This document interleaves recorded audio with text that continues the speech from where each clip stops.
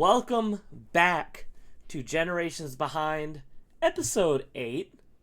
We're your boys, the Generation Behinders. Last episode, I realized I forgot to introduce myself, so I am Craig from Craig's Game Room. And to the side of me, we have Mr. Zach, Daily Beating. Zach, how are you today? I'm doing well. It's the weekend. I've got some games I'm ready to play, and I'm ready to talk with you fellas. Of course. Below us, we have the luscious one, Tyler Haight. Me, myself, the luscious one, as Craig mentioned, here to talk about some remakes and remasters. Little upset today, but I'll get to that a little later in the episode. Y'all will find out. But Okay. Yeah, so today's episode is all about remakes and remasters. Kind of just a general discussion. Some of our favorite ones. Ones that we think didn't turn out so great. Games that we would like to see remade or remastered in some way, shape, or form. So it's going to be a fun time. We got a lot of write-ins from you guys. I really appreciate all of the participation out there. But first off, I would like to start with a write-in that we're going to need a little background information on, but Tyler's going to give us some lore of the beef. So we have a write-in from Patrick, and Patrick says, does it count if it isn't turn-based? Tyler, go ahead and elaborate for us.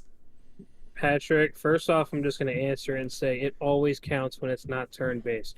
So my buddies, Patrick and Jason, they have a whole debacle where, well, I guess you include like me and Patrick against Jason. You'll get into hear it later at the write-in segment, but with the remakes and remasters. So Jason, for a specific game, doesn't like how when it was remade, it took away turn-based combat. So it became a whole thing where whenever Jason doesn't like something, we say, oh, it's because it's not turn-based. So the reason he doesn't like Call of Duty is because it's not turn-based. The reason he doesn't like, per se, any, I don't know, online game, it's not turn-based. If he doesn't like Mexican food, it's because it's not turn-based. I'd argue it is. It has its payback on you later. Turn-based combat. But essentially, that is the whole turn-based lore story. You know what? In a way, I respect it. As a turn-based Giga Chad myself, I really appreciate anything that is turn-based. So you know what? I respect it. I'm with all turn-based all the time. How do you feel, Zach? I'm on Team Patrick. I'm on Team Patrick. When we talk about the game, I'll give Jason a piece of my mind. He's already getting heated up. I love this. Another write-in I wanted to mention real quick. I always put in the box, just anything you want to tell us, want to mention to us. If you feel like talking crap to us, giving us a nice compliment. Dan Evil Robot wrote in and said, "No, there's nothing else I want to say. Just keep up the good work. I do like talking about games, and we like games too. So thank you, Dan. Appreciate the kind words. Thanks, Dan. You are Dan, you're the man. Dan the man. Dan the man." So just a little bit of housekeeping. Next episode, so 2 weeks from when this goes live, we're going to have our episode all about Paper Mario, Thousand Year Door. I personally need to get my button gear. I have a lot of game left to play on that. I don't know how you guys are doing. I know me and last time we talked, Zach, we were about the same part. Tyler, as far as I know, you haven't even started yet. I told you I started. Did you? Okay. Yeah, I'm on chapter 3. There you go. We're all on chapter 3. Excellent. I made it to chapter 4, so I'm a little bit ahead Craig's now. ahead. You know what? Real gamer hours. Someone's got to keep us in line. Yep. All right. So, speaking of playing games, I know that's on all of our lists, so we won't really go into any detail about that. But we should, of course, talk about what else we've been playing. Tyler, why don't you go first this week? What have you been playing lately? Me?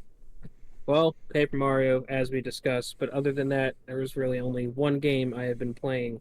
It's kind of been taking up a lot of my time. Don't know if y'all heard about it. I think Zach has. I mentioned it to him before. Zenless Zone Zero. It's like a new free-to-play made by the people that made Honkai Star Rail and Genshin Impact and all that. MiHoYo. Yes. Yeah, that's the company name. Little like gacha mechanic type game. Little action, you just go through missions, advance through the story, all that. It's kind of been good because usually with those kind of games, you get to a point where it's like, oh, gotta wait till the next day to advance. But like, I've been playing this like day after day after day, and there hasn't been no kind of like period of stopping yet. So it's been kind of having a good, decent amount of content, which is nice. And lucky for me, I kind of got lucky and pulled the best character in the game in the Oh, gotcha thing. nice. So that was kind of nice. Been having a lot of fun with that until it gets power crept and it's going to be worthless down the road. Of course. But Yeah. as of right now, I'm enjoying it and having a good time with it. Sweet. Good to hear. Um, yeah, I always find the idea of their games fascinating because they make very strange genres to have like the kind of monetization and gotcha mechanics that they do. So in a way, Yeah. I kind of respect that they're doing something different. Personally, I don't play them because I hate not knowing what I'm missing out on. I'm like, just charge me $70 or whatever you want to charge me. I'd rather do that and just get everything. But it's good to hear that you're enjoying it. Maybe I will check it out because I haven't really checked out Genshin or Honkai Star Rail either. So maybe this will be the first one I take a look at. And it's not too bad. It's always best to jump in early That's true for these kind rather of than games. That down the makes road sense and not too. knowing what you're doing. That's fair as they add more and more content, right? Hmm. Cool. Well, Zach, what have you been playing? Uh, mainly two games on the Switch side. I've been playing more Monkey Ball Banana Rumble. I just finished this last night. I got credits. Really fun game.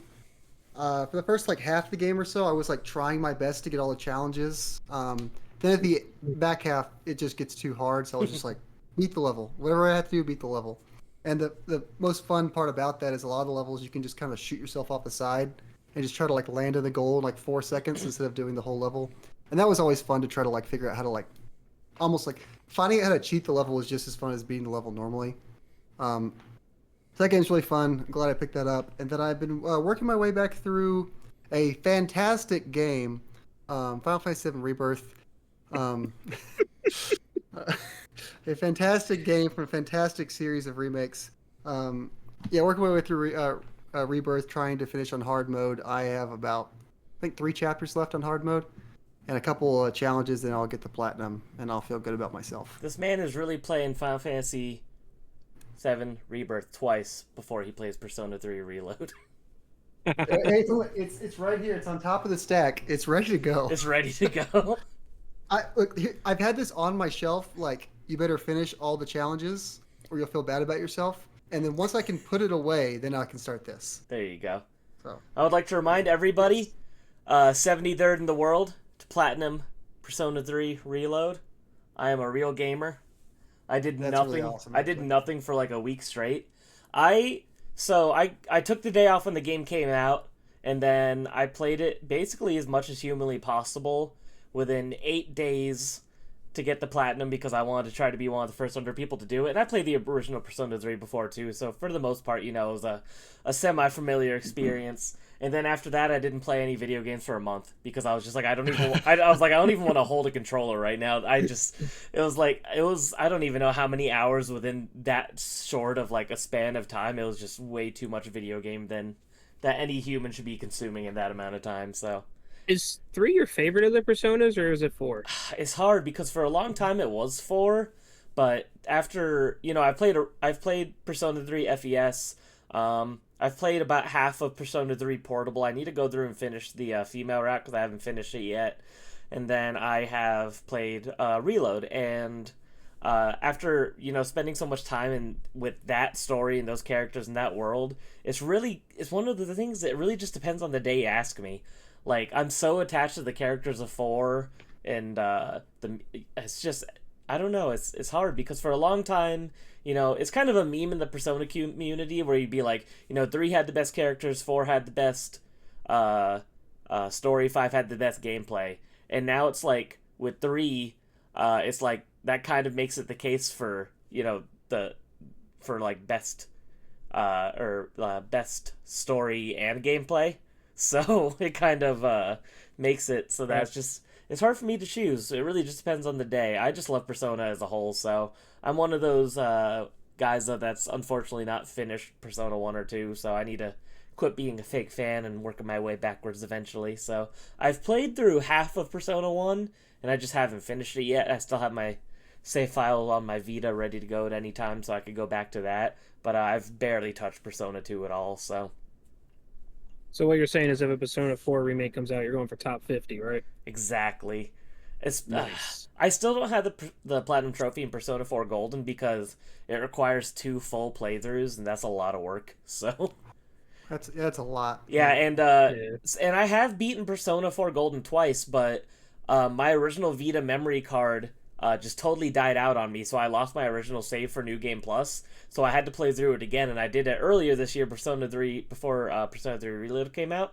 So now I have a save file ready when I do want to go for the platinum, but I'm like, I can't I can't do it twice in a row. It's too long of a game. Because I Yeah. did do that with Yeah. Persona 5. Persona 5 was my first platinum trophy. You had to beat the game twice, essentially, to get that trophy. And never again. That was absolute hell. So, That's a big one for your first platinum. yes, it was a lot of work. I did it mostly guideless until the very end. So, like, once I like needed Yeah. some help with like figuring out some of the like weird things like books and video games you could only get on like certain days and things like that. But it was definitely an accomplishment. It was like 180 hours or something like that. It was a long and gruesome platinum. And then I got the platinum in Persona 5 Royal, so I never want to play Persona 5 again. Totally Persona 5 outed. I have like 300 hours into that in just that game, and I'm just like, this is too much for one JRPG when there are way many other JRPGs that I need to play still. So all that being said, I don't know, Persona 3 and 4 are tied. In summary. We came to a conclusion.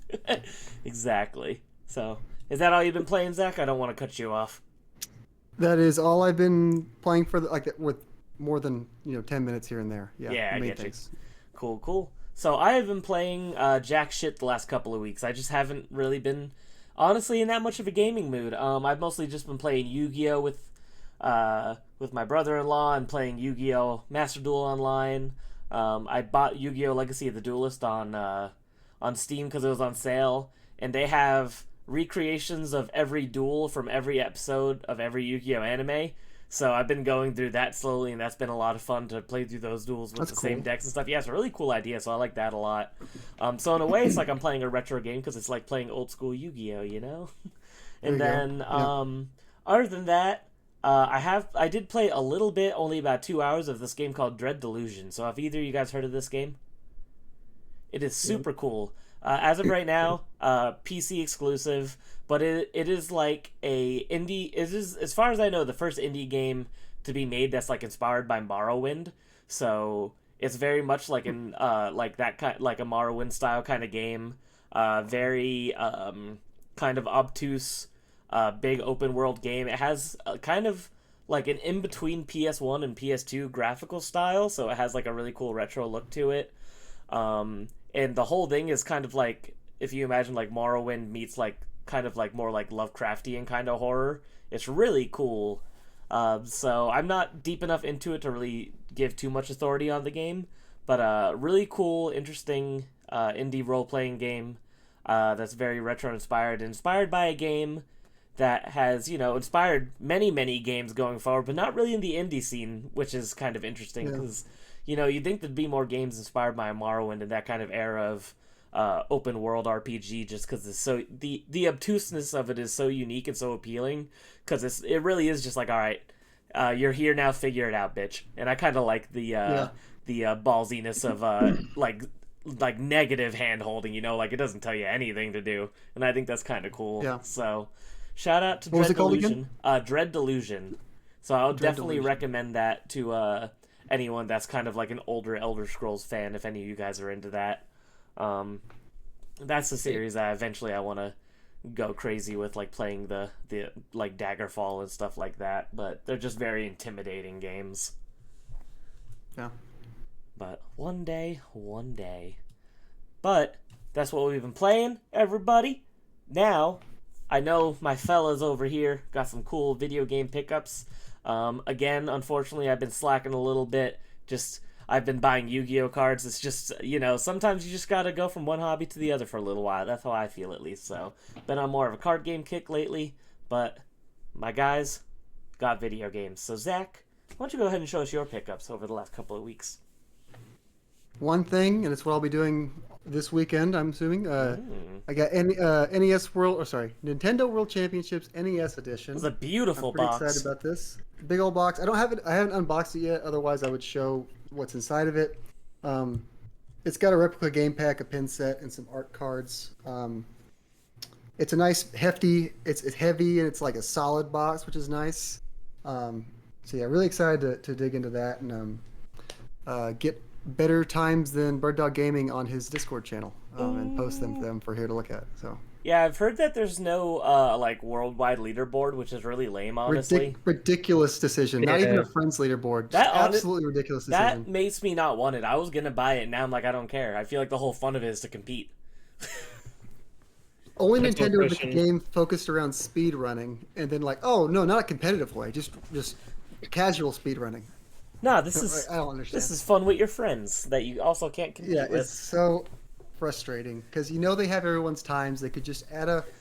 And what's also annoying about it, this is like such an obvious thing that it's clear it was a conscious decision that they left this out. This wasn't like a oops, we forgot leaderboards. Like they clearly decided we do not want leaderboards in this for whatever reason.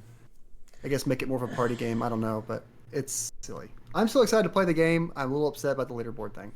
Yeah, I that turns me off of it, unfortunately, but I am looking forward to hear Yep. you talk more about it probably next episode again. Very retro Does adjacent. it count as a retro so- game? I was gonna say, I think that counts as like how we say like like a Dread Delusion is retro adjacent. I think that counts as retro adjacent. Yeah, because you're just playing like emulated NES games, so it's like I think it kind of counts. Yeah, I'd say it counts. Tyler, what the heck you got for us? All right, so I'm gonna start off with this one. I'm gonna even up with Zach right here. Is where I'd be holding my Nintendo World Championship if GameStop would deliver it on time. Yeah, see that? Pretty cool. Insert, put that to the Fairly side. Odd I'll play Parents it when meme. it gets here. If I had one. All right, and moving on. Two little things I wanted to show real quick. Not video games, but pretty cool. Also, I got these from Too Many Games from our buddy Vinny. So Vinny has this thing he does called Glossed Over. He calls his little company. He takes old video game ads and what the heck just happened to my thing? Hold up. Uh-oh. Okay. Technical We're back. difficulties. He's back. Yeah, a little something popped up. All right. They're over there. So, Glossed Over, that's what Vinny does. He takes original magazine ads and from gaming magazines and prints them and laminates them like this. So he hooked me up with this one. That is beautiful. Pokemon Emerald one, original one. And then also from a magazine he found, he was like, oh, this looks cool. You want it? And I was like, sure. It's like from the 3DS when they had that like Pokédex 3D thing and you could scan like the little QR codes. It's like a giant Zekrom puzzle one. That's cool. And so if you scan it, like a giant Zekrom will pretty much pop up. How neat. Maybe I'll try that sometime. Moving on, got two Switch related items. Walked into GameStop, found this on the shelf. It was on clearance for $10, and I had a $5 coupon, so I was like, why not? Because it seems like it's gonna be one that's gonna be uncommon down the road. Got a fitness boxing. It's the North Star. Nice. in Yeah, Switch. such a weird release. Yeah, it was like $5. Why not? Well, $10. Why not? Then they was like, oh, you got a coupon. I was like, why Even not? better. Then I figured I'd pick this up. I said Switch, but I figured get it on the GameCube. Just kidding. I got the slipcover. Now you could retire. Nice. Figured I'd really wanted the slipcover. I was actually going to make a whole trip to Nintendo New York in order to get it. And they sold out on the first day because I was going to be able to go the second day. And I was pretty upset about that. And eventually needed to get this so that we can play the game for you lovely people and talk about it. So figured why not fork up the dough and get the slipcover for the collection. Nice. Nice. I know. I remember I was texting you. I was like, if you go to New York, dude, you gotta help me. I was gotta gonna, buy me a copy. but then I had my Hector was gonna go with me, and he was gonna get a second copy so you can get it. But oh well, can't win them all. Dang. so Tyler those did, are my though. pickups. Tyler won. Tyler Yeah, got I know. it, so. Yeah, I still got it. Like, Found joke's a on nice you, little eBay loser. seller, and I was like, take some money, and we're good. There you go. Gotta pay that premium. And I don't know if you guys know this, but this game, it's turn-based. Oh. I had to throw that in there. That's all for gaming pickups for me. That's all he got. That's all she wrote. Yep. That's all she wrote. Beautiful. Also, I need to let the audience know because I couldn't believe this. Whenever Tyler has a little technical hiccup here and there, it's because his computer is from 2009. He is working on a dinosaur. He told me this the other day, and I was like, "Oh my god! Like, how are you even doing the show with us?" There was a point in 2009 when George W. Bush was the president. That's how long we're talking, Tyler. Like 3 presidents ago. Yes. Yes. That's awesome. Yeah, it might be time to upgrade soon if you can, buddy. It's happening. It's happening. Okay. That one was because I accidentally hit the mouse, and yeah. But all right, moving on. That's awesome. Talking about 2009, it's time for some history. Whoa, yeah. Fuck, I was ready to make the transition, but you beat me to it. All right, Tyler's history lesson. You left it open right there for 2009, you know? There you go. Go ahead and hit us, boss. Hit us with them sick, nasty history facts. All right, so on July 10th, 1996, before my PC was born, Sega releases Sonic Championship in arcades in the U.S. So what is that? So that was pretty cool. Sonic Championship. If I'm right, and I probably should look it up beforehand, but I believe it's Sonic the Fighters. Oh, okay, cool. The arcade. So I love if I'm that wrong, game. Y'all can roast me in the comments, but I'm pretty sure I'm right. Did you guys know that has like a very active online competitive scene? Doesn't Really? surprise me. Yes, it's really cool. I was watching a bunch of YouTube videos about it the other day. Dr. Eggman is broken, in case anyone was wondering. He's banned from most tournaments. I didn't know he was banned, but I knew he was broken. Yes, but yeah, super interesting if anyone wants to look into that. It's a very active, cool, competitive scene. Nice. Moving on, July 13th, 2004, Namco released Tales of Symphonia for the GameCube. Oh, right. Tales franchise is one I want to get into someday. Still haven't. Yeah, I've been slacking on that one, too. I've played a little bit of Symphonia, a little bit of Berseria, a little bit of Arise, but none of them, like, really hooked me, so...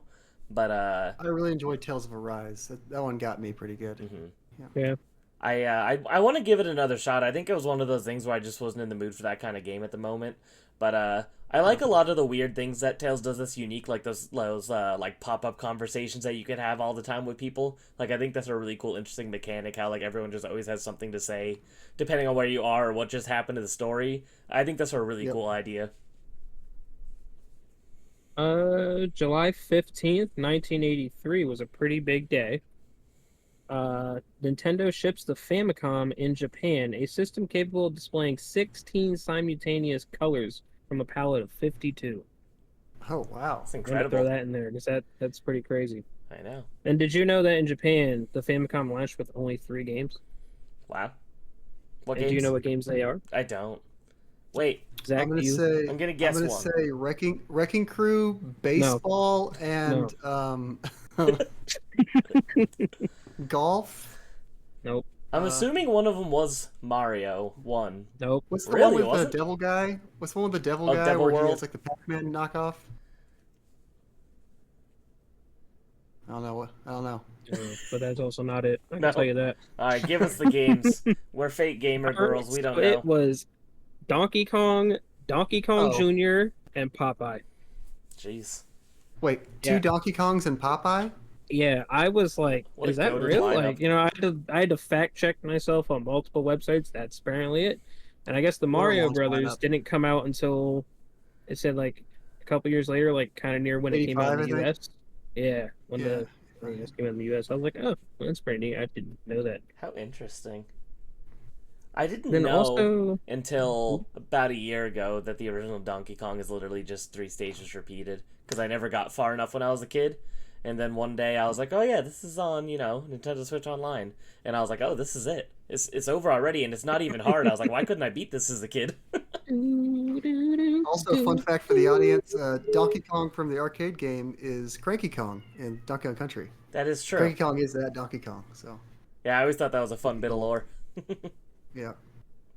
Also, July 15th, 1985, James Volant. I hope I'm pronouncing his last name right. But he played the game Joust for over 67 hours on one coin. He had 4 20-minute breaks. They got a world record. I thought that was pretty cool one to throw that in here. Is it really? His high score was what? I'm just saying, is it really worth risking your health for Joust? Yeah, it's Apparently. crazy. And for the 107,216,700 points he earned. New life That's goal to beat I his don't know how record we at did that. Joust. Like almost 3 days, HG gamer, not real. man. The Billy Mitchell of his time. Billy Mitchell of his time. That's good. July 16th, 1981, Nintendo unveiled the second widescreen Game & Watch, which was Octopus.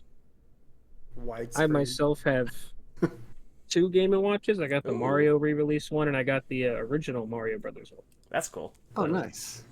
I just have the Yeah. Mario and Zelda re-released ones. Those things have weirdly nice screens on them. Like super yeah. nice screens. I still I was need to gonna grab use the it as a- Zelda one. I was gonna use it as a permanent clock on my desk, but they turn off automatically. I was kind of upset about that. Lame. I wanted to just be like up all the time, but Yeah. I started playing Zelda 2 on it, and I was like, I can't do this without save states. I'm not good enough. So I stopped. yeah, unless you're playing on NSO with save states, rewinds, and a guide, Zelda 2 is not fun in my opinion. But Then it's too rough. Hater. July 17th, 2001, Dragon Warrior 3 Remix got released for the Game Boy Color and the US. Yeah, I've heard a lot of people say that that's like one of the best ways to play that game, so I've always wanted to try it. I've only ever the only Dragon Quest I've beaten is Dragon Quest 1, so I really want to get through some more of them eventually. I started 8 a couple of weeks ago, as I mentioned on the show, but haven't gotten back to it. But I really want to play them all eventually. Like that and Final Fantasy, I feel like they're series that are worth experiencing every entry. Yeah. I've only played 11. Mm-hmm. 11 was really good. July 20th, 2005, the ESRB re-rates Grand Theft Auto San Andreas from mature to adults only. Like, Gee, I wonder what happened. Oh, who knows? Grand Theft Auto. My son wants that. I'm gonna pick it up. July 21st, 1982. This is a big one. Atari signs a deal to make a video game based on the film E.T.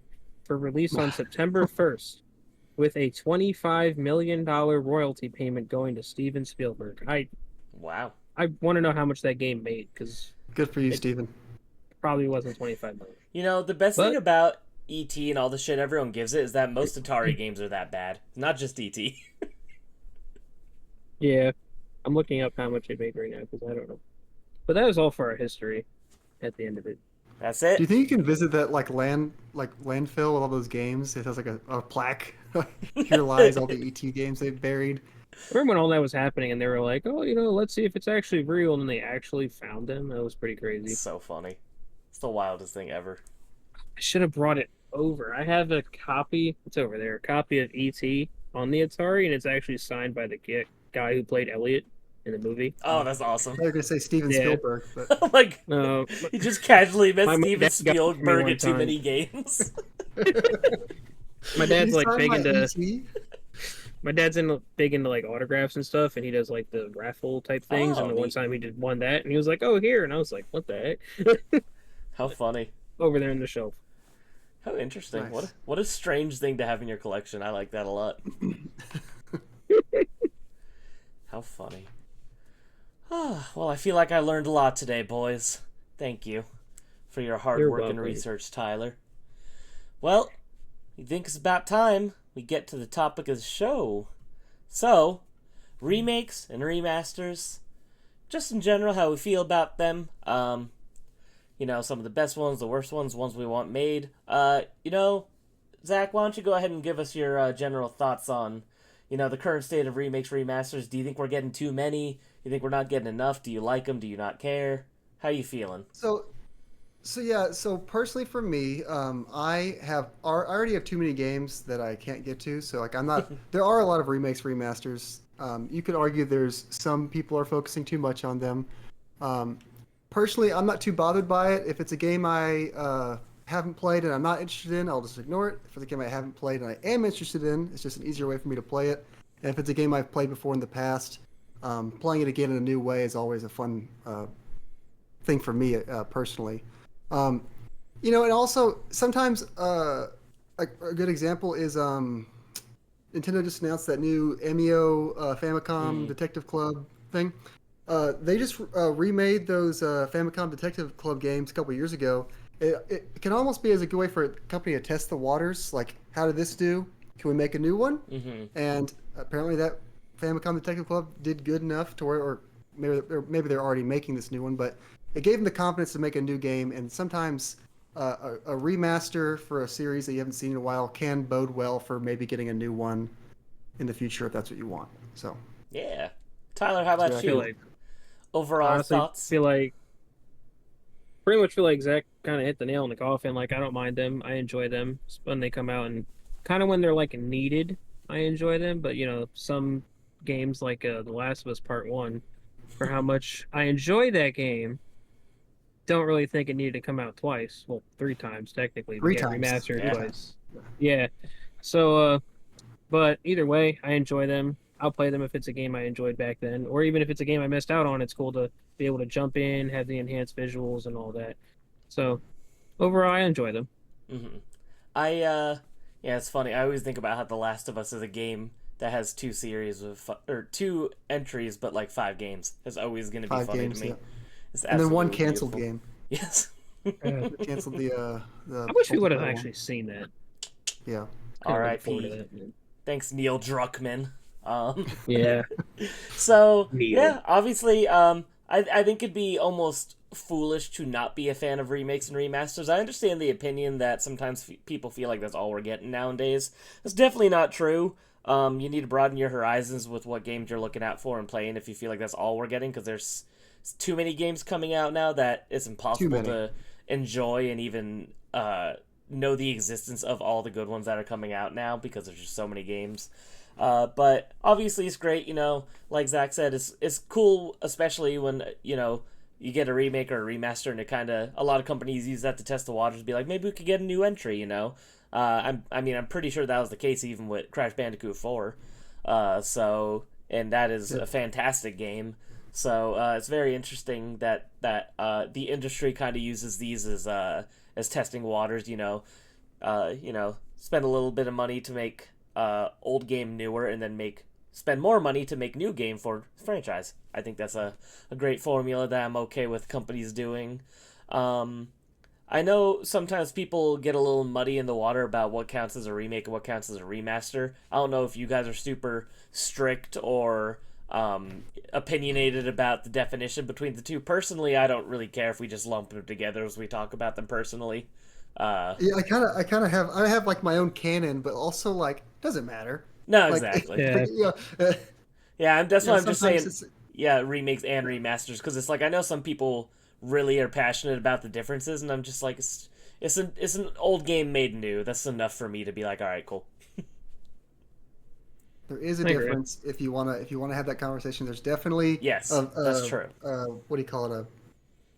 What's the word I'm looking for? A width, a bandwidth, Yes, what's like?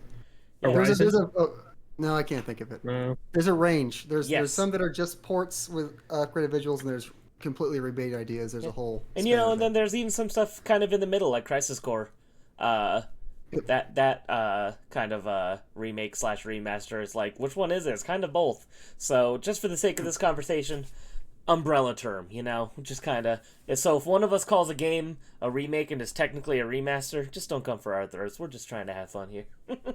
Come from my throat. I would like to comment. I'd like to have a conversation in the comments. He's ready to fight at any moment.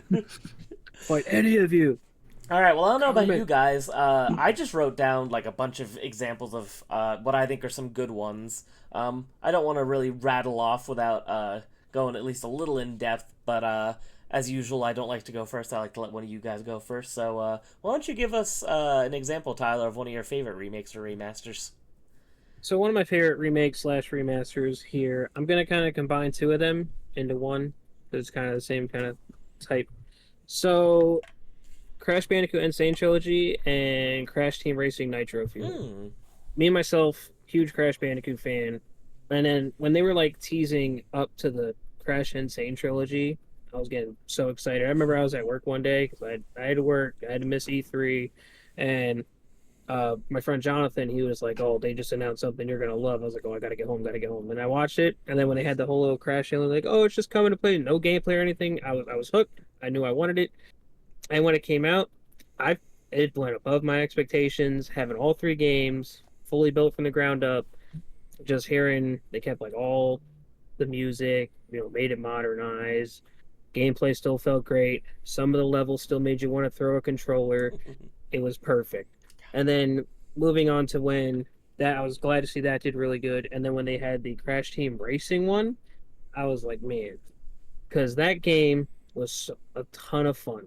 I went out of my way and drove like 2 hours to like do a little gameplay demo of it at a GameStop once, and it was pretty Nice. cool because I ended up meeting like Wow. a PlayStation rep and became friends with him. Got a hookup, got a bunch of stuff. It was pretty cool.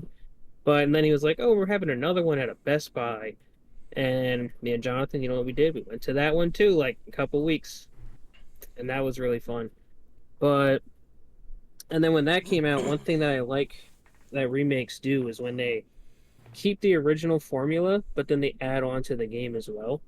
So like Crash Team Racing, eventually they brought in like the new characters and they just kept updating with season roadmaps and stuff.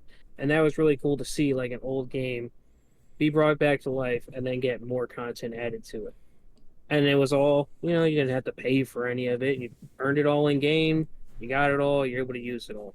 That is And me really cool. personally, that was great. I enjoyed those games.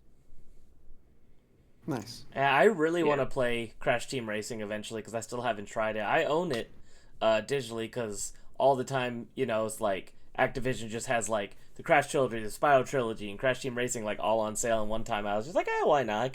I could use having these available at any time. They're all great. And then I still haven't played racing, so I really want to try Yeah. CTR. CTR is really good once you get the hang of like how the drifting mechanic works in that Hmm. game with the boost. How it has a little bar that pops up, and every time it hits the top, you got like tap L1 while you're turning, and then you go faster and faster. Once you get good, you can just go around those tracks like nothing. Time trials or nothing. So Like, what's You feel like harder? CTR more than I DKR. was gonna say, is CTR harder than DKR? Which one's harder? um, I don't know. Probably, Because I don't Diddy know. Kong I'm Racing kind of feels tough. impossible to me. I mean, Crash Team Racing, even without knowing the whole like boost mechanic, you could still get through and beat the game. Like, you Hmm. don't need to know it. It's just kind of like being more advanced in the game per se. Yeah, you need thoughts and prayers But to get through Diddy Kong Racing. it's not that bad. I got to go back and replay it because you saying this, I'm like, I don't remember it being I that know, I can't hard. wait for you to But go back and be like, fuck this game, man. I would never. We You're all like, hate it. we're gonna redo the top Never. 5 N64 game episode, and I'm taking it out of my top 5. We can remaster the top 5 N64 game episode. Uh, And I like that. what if I did for like April Fool Day, just re-upload it, and it's just like has like a big like lens flare in the corner? there you go. It'd be beautiful. All right, Zach, why don't you give us a nice remake or remaster that you think is one of the good ones? Sure. Real quick though, before that, Tyler Yes. mentioned meeting a PlayStation rep. A couple years ago, my now wife met a Nintendo rep at Target. She was buying Triangle Strategy for me, and they asked her why she was interested in Triangle Strategy, and she had no idea what this was. She just got it for me. And I laughed at her for having to deal with that situation, and also I was jealous because I wanted to talk to the Nintendo rep. But You're like, I the did one the time I local don't Nintendo rep go here. buy my own damn game. exactly. She funny. picked it up for me. It was very nice. And then someone's asking her about this turn-based tactical RPG, and she had no idea what the hell they were talking about. She's like, I don't know about this nerd shit. For my Yeah. husband. I play Fortnite. Um, anyway, the first one I want to talk about is a game from a series I really like, and this is an example of remaking a game I otherwise wouldn't get to play, and that's Fire I knew Emblem it. Echoes Shadows of I knew it. Valentia. This Bum, game's awesome. This, ba-da-la-bum, ba-da-la-bum. That's such a good there soundtrack. you go. Every time It's I such a see good that soundtrack. cover, I think of that song. the music in this game is so good. But yeah, this is a remake of Fire Emblem Gaiden, which is the second game, Japan only. Kind of a weird, kind of like the black sheep of the franchise. A lot of people say. I haven't played the original Gaiden, but I've watched gameplay, and it is a strange game. But yeah, this is a game I would never really be super interested in trying, other than just turning it on and seeing how it looks. But they remade it, and I really like this game. It's probably my top 3 or 4 Fire Emblems. It's a pretty faithful remake as far as like the map design, but they revamped like some new mechanics because it's a pretty simple Fire Emblem. They added some new mechanics to modernize it a little bit. They have all new like nice hand drawn artwork for all the characters, and the characters are beautiful. The music is all redone. The music is incredible. The whole soundtrack's so good. It's all voice acted, which I think was I think that was the first time that the whole game was voice acted. I'm pretty sure too. I don't think Fates was. Yeah, they had like the noises, like the and then it would like say one or two words. Lady Camilla. But this is like fully exactly. Yeah.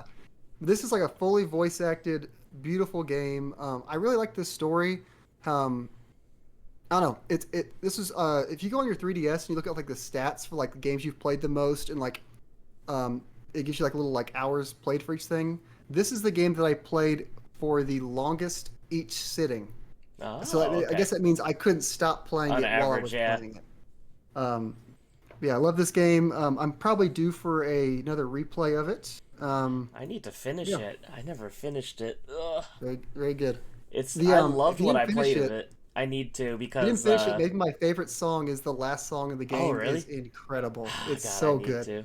Yeah, that game I bought it at launch. I got the nice big fancy special edition that came with the soundtrack and the pins and all that, and the art book. So I really need to go back and finish it. I feel like the game kind of got a bad rep just because it came out, very late 3DS, early Switch days. So everyone was kind of just over the 3DS. So I feel like a lot of people kind of just push this game under the rug when it really doesn't deserve it. Obviously, the map design is going to be a little bit more simple because it's based off of an NES game, but I still think it's good for what it is. So it's a really cool game. It was funny because I did play quite a few maps of Gaiden when I first got into Fire Emblem, just because I want to see the older games in the series. And it's so funny seeing how much they changed and updated, the way these characters are supposed to look and actually give them personalities and stuff like that. So it's very fun to see. I think you would probably like going back and playing Gaiden if you were to go back. I enjoyed when I played Fire Emblem 1 when they did that weird limited time $5 edition of it. I enjoyed that, so I'm sure I would have a good time with Gaiden. It's never like been high enough to where like I have to go play that game specifically. Mm-hmm. But if it came across my lap, I would play it. There you go. Yeah. Have you any experience with this one, Tyler? Oh, I played that one. Huge fan of the Fire Emblem series. Loved that one. But then also speaking on the fact, like another point of remasters and remakes is it's great, like how for that one, when it's a game that we never had here, and then it gets over here and we can play it as well. Yes, it makes me very happy when companies do things like that, especially Japanese companies out there. I know you're listening to this show, because why wouldn't you be listening to us? Definitely Nintendo. keep releasing and localizing and remastering your games that we never got out here, because that's a really cool way. Mother 3. It's never gonna happen. My favorite video game is gonna be illegal until the end of time. It's my favorite thing that I ever saw on when I used to play Splatoon a lot back in the day was when you're just walking through like the like hub world in Splatoon, people have random things that they could post. My favorite one I ever saw was Legalized Mother 3, and I thought that was the funniest thing I've ever seen. And that never left me, so now whenever people say Localized Mother 3, I'm like, Legalized Mother 3. But yeah, I really need to go back and finish Shadows of Valencia for sure. First one I would like to mention, we brought it up earlier, Persona 3 Reload, of course, came out this year. It's so funny because I remember when this game leaked, nobody believed it. And I remember a few years before that, we got the Persona 3 dancing game. And I remember telling my wife, who was my girlfriend at the time, I was like, there's no way they're not remaking Persona 3. They would not make all of these high-quality character models and not use them for something else. That'd be such a waste of resources. And the models weren't the same in Persona 3 Reload, but I like to think that I was still kind of right, because it was just very strange. They edited them, yeah, it was changed them all. And I think that they were still based off of that, but it was just very interesting and funny. But Persona 3 Reload does a lot to fix some of the tediousness of the original Persona 3.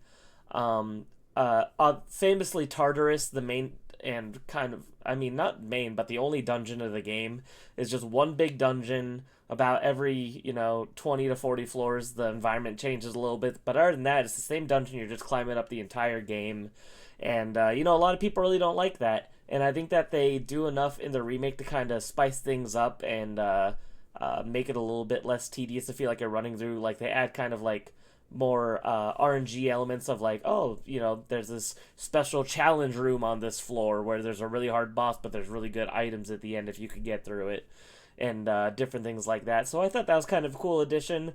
I think the new music is absolutely fantastic in it. They brought back my boy Lotus Juice, who is a really good rapper in Japan. Yes, a great name, but he makes phenomenal music.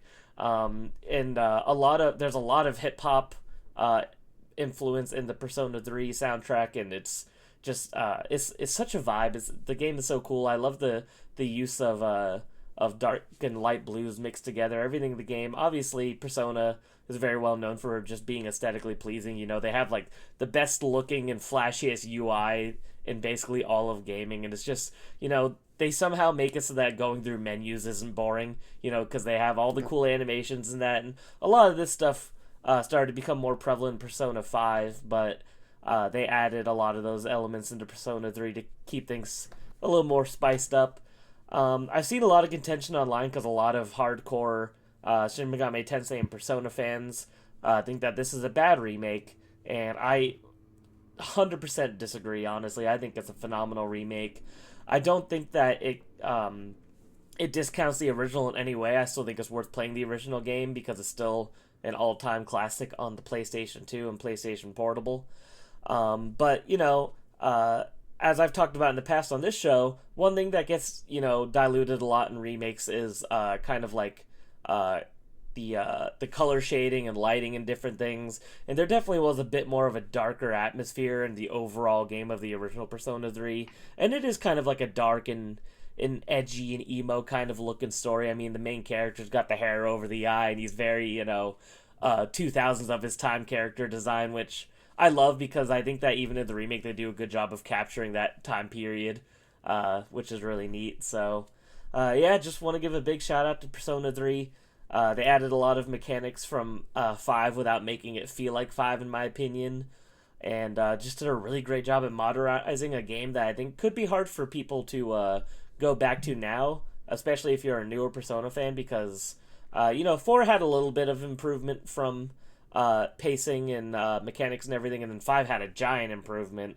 So, a lot of people that play 5, they can't even go back to 4 and 3 because it's just such a big change in terms of randomized dungeons and the way that some of the combat mechanics work and stuff like that. So shout out Persona 3 Reload. As of right now, my game of the year. Technically speaking, probably like my third favorite game of all time, tied with Persona 4 Golden. It's an absolute gem, 100% worth your time. My only real complaint with it is that it's way, way, way easier than the original. Especially the final boss. In the original game, the final boss is literally like a 2-hour gauntlet. Like, you gotta pack a lunch. You're gonna be there a while. And it is so hard. And things can go so wrong. Have I talked about the final boss in the show or no? Of Persona 3? No, I don't think so. I feel like I've heard about this, but maybe it's not from you. Okay, so I will say... I won't say anything about the boss because I think it's one of the coolest and greatest final bosses in all of gaming. But I will... it's not really a spoiler, it's just a move. So the boss can do a move called Marin Karen, which is where it charms one of your teammates to have it be on their side. So when I was playing the original Persona 3, I was on the final phase of like literally 20 phases, not even shitting you. That's how long this fucking boss is. It's insane. And it charmed one of my teammates, and then my teammates full healed the boss, so it got all of his health back. And then I turned off my PS2, and I didn't play it for a week. I was like, I can't fucking deal with this. Are you kidding? Because it was already like my second, probably my second or third attempt, and I was just like, I can't deal with this. I was like, this is the most insane thing for a final boss to do. But that's part of what makes Persona and more so SMT as a whole cool. Is basically anything you can do to your enemies, they can do back to you. And is that bullshit? Yes, but it's kind of more bullshit if they can't do it back to you, fair is fair. Yeah. Like, people complain about how hard SMT is, but that's kind of what makes it great. is that anything you can do, the enemy could do back to you. So it's like, oh man, I just knocked over this enemy, my weakness. I got 3 extra turns. They could do the same fucking thing right back to you. So, but yeah, Nice. final boss of Persona 3, one of the all-time great bosses. Unfortunately, I felt like it was a little underwhelming in the remake. Compared to the original, but still fantastic overall. They just toned it down or what? I'm sorry? They Yeah. just toned it down Yeah, or it's what? just overall the game just felt easier to me, and part of it could be I played Persona Familiarization. 5 3 times, I played Persona 4 2 times, I played Persona 3 1.5 times, so it's like maybe I'm just an experienced Persona player now, so a lot of this stuff might just kind of come to me and like without even thinking about it. I'm like, oh, this enemy's weak to this and that, and it's like, maybe I should do this move, save this item for that boss fight because I just know things. But I feel like, maybe if I asked another vendor or two, I feel like they'd probably agree that it's easier than the original overall. Gotcha. Good to know. Yeah. That's one I gotta get back to. I was gonna say you started it, right?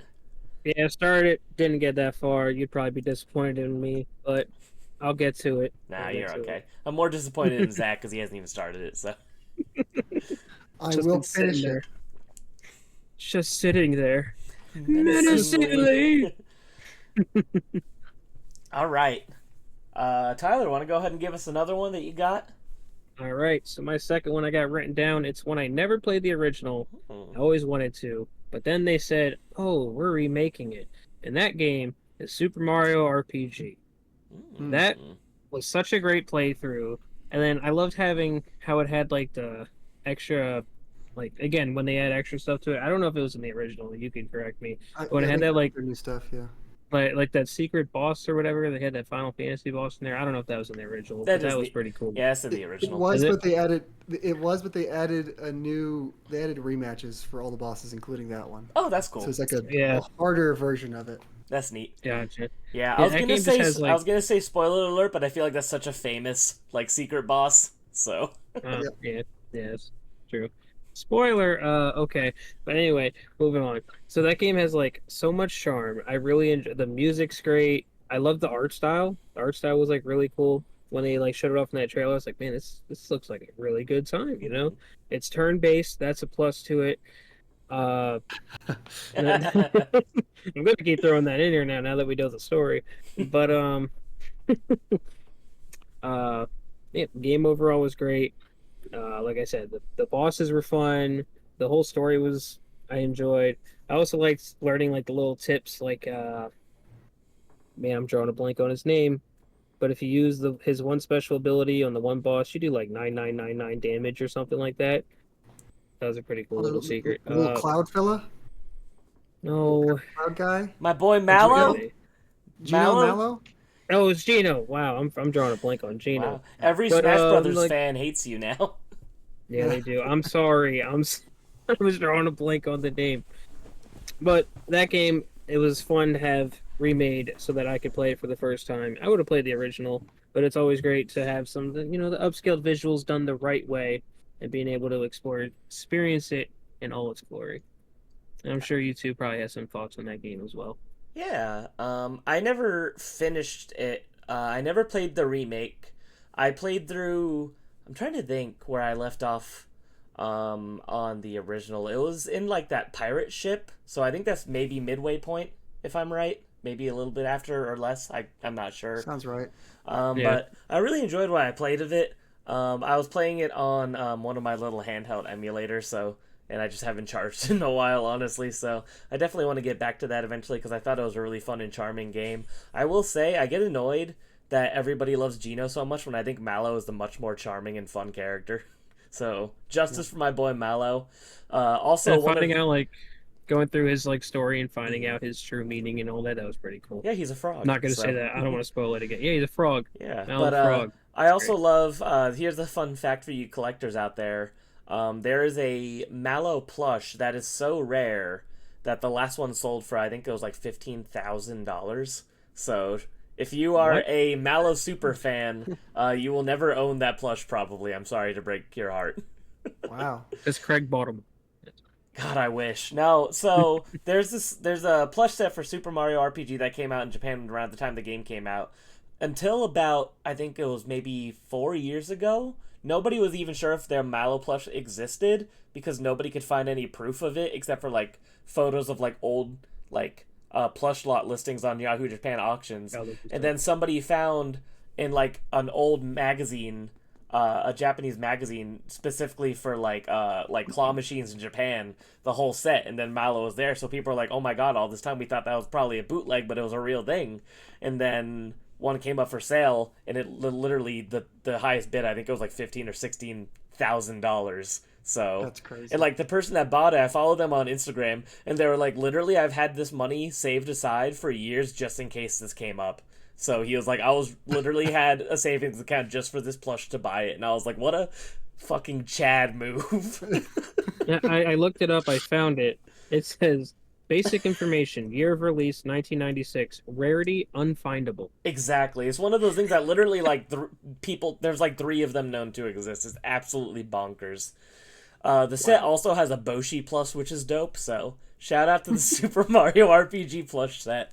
Something cool, that Boshi. I would sell my left nut to own them all, but even that wouldn't be enough to cover the cost of Mallow. So, Probably not. all right, how do you feel Oh. about Super Mario RPG, Zach? I liked it a lot. I'm a pretty big fan of just Mario RPGs plural in general. So I had a good time with this one. I like that. Like last year was just such a busy year for like new releases, and I kind of liked that this one was pretty quick. Yeah, it's I not beat too it long. it's not too long. It's like, I don't know, like 10, 15 hours, something like that. It's a pretty breezy game. So that was actually kind of nice Pacing's for me because I amazing. was getting, yep, yeah, just Yeah. go, go, go, go, go. Because I was getting held up in a lot of like bigger games, so it was nice to have this nice breezy RPG that's charming and not too difficult. Pretty, it's like, but still like engaging enough to where I had to, pay attention. I wanted to get the 100 bounce challenge, like bouncing things 100 times. I could never do it. It's very so tough. There's like an armor. You get like an armor set that's like really good if you bounce on something 100 times, and it's like the best armor in the game or equipment, whatever you want to call it. But yeah, I did not get it, sadly. Yeah, I've seen a lot of speedrunners that perfected that bounce, and it's incredible to see just how I don't know how you could focus for that long with perfect inputs over and over and over. I'm like, I could never. Yeah, it's I like love the when first some- like five or oh sorry, No, go ahead, go ahead. Let's I hear think it. the first like 5 or 6 bounces you have a pretty big window, Uh-huh. and then when it you gets get to like tight, the yeah. 7th or 8th, it's like 1 or 2 frames, and you have to just do that like 90 times. It's like I it's could never. crazy. Speaking of bouncing, I just love in the game, but they're like, "Nah, you're not Mario. Do the thing," and then you jump, and you're like, "Oh, you're Mario." That is one of the funniest things in all of video games. That shit makes me cackle every single time. You're not Mario. And the game just waits for you to do it. Yeah, It's so funny. Great. Do the thing. Say the line, Bard. Wahoo! Oh, that's awesome. Great game. Yes, I definitely need to go back and finish that. Zach, what else you got? Give me one of your good ones. this is a game I probably would not have played had it not been remastered, but Star Ocean: The Second Story R. Oh yeah. This game kind of just I missed it last year. I played it in January of this year. Wasn't It was like kind of on my radar, but I wasn't super interested. And I read a couple reviews. It sounded interesting. I decided to play it, and I love this game. This game's incredible. It's kind of like it's weird. It's kind of like an action game. You go into like random encounters, or not random encounters, but you see them on the overworld. You run into them, and you go into a fight. But instead of like turn-based, you like do like a little mini action-based arena fight, and you can like, do combos and stuff. I thought that was fine. It was not fantastic, but this game is great if you love checking boxes and leveling up and like building skills and characters and stuff like that. This has so much of that; it's almost overwhelming. But every time I checked a box, getting a new skill or just like upgrading something, it felt so good. It's a beautiful game. It's kind of like I would put this in the HD 2D box that Square has. The characters have that nice pixel with the good lighting. Story's pretty good. Lots of characters. You can't even get all the characters in one run. You have to replay the game again with a different main character to get like a different perspective on the story with different characters. Um, Music's really solid. Not too long, not too short. Really fun game. Eventually, I do want to play the other side of the story because you have two main characters. There's I think it's Claude or Claude C. Kenny, and then Reyna. I want to play the Reyna story next. 'Cause I played as Claude first. Nice. Yeah, that's a series I have absolutely no experience in whatsoever. Same. This I is would the like first one I to. played. I would like to try to check it out more. Any experience, Tyler? Nope, I got it for Christmas and it's sitting on the backlog. Yeah, I'm definitely interested in it, and because they remade the first game too, didn't they? Yep. It's like That one First wasn't Departure quite R, as right? yeah. That one's not quite as I guess with like big funding going into the remake. It's more of like a simple remake, remaster, you want to call it. This one like is like a whole different look, and like they really went all out for it. It's really good. We got that one in America, right? The original. That was the PS1 game, right?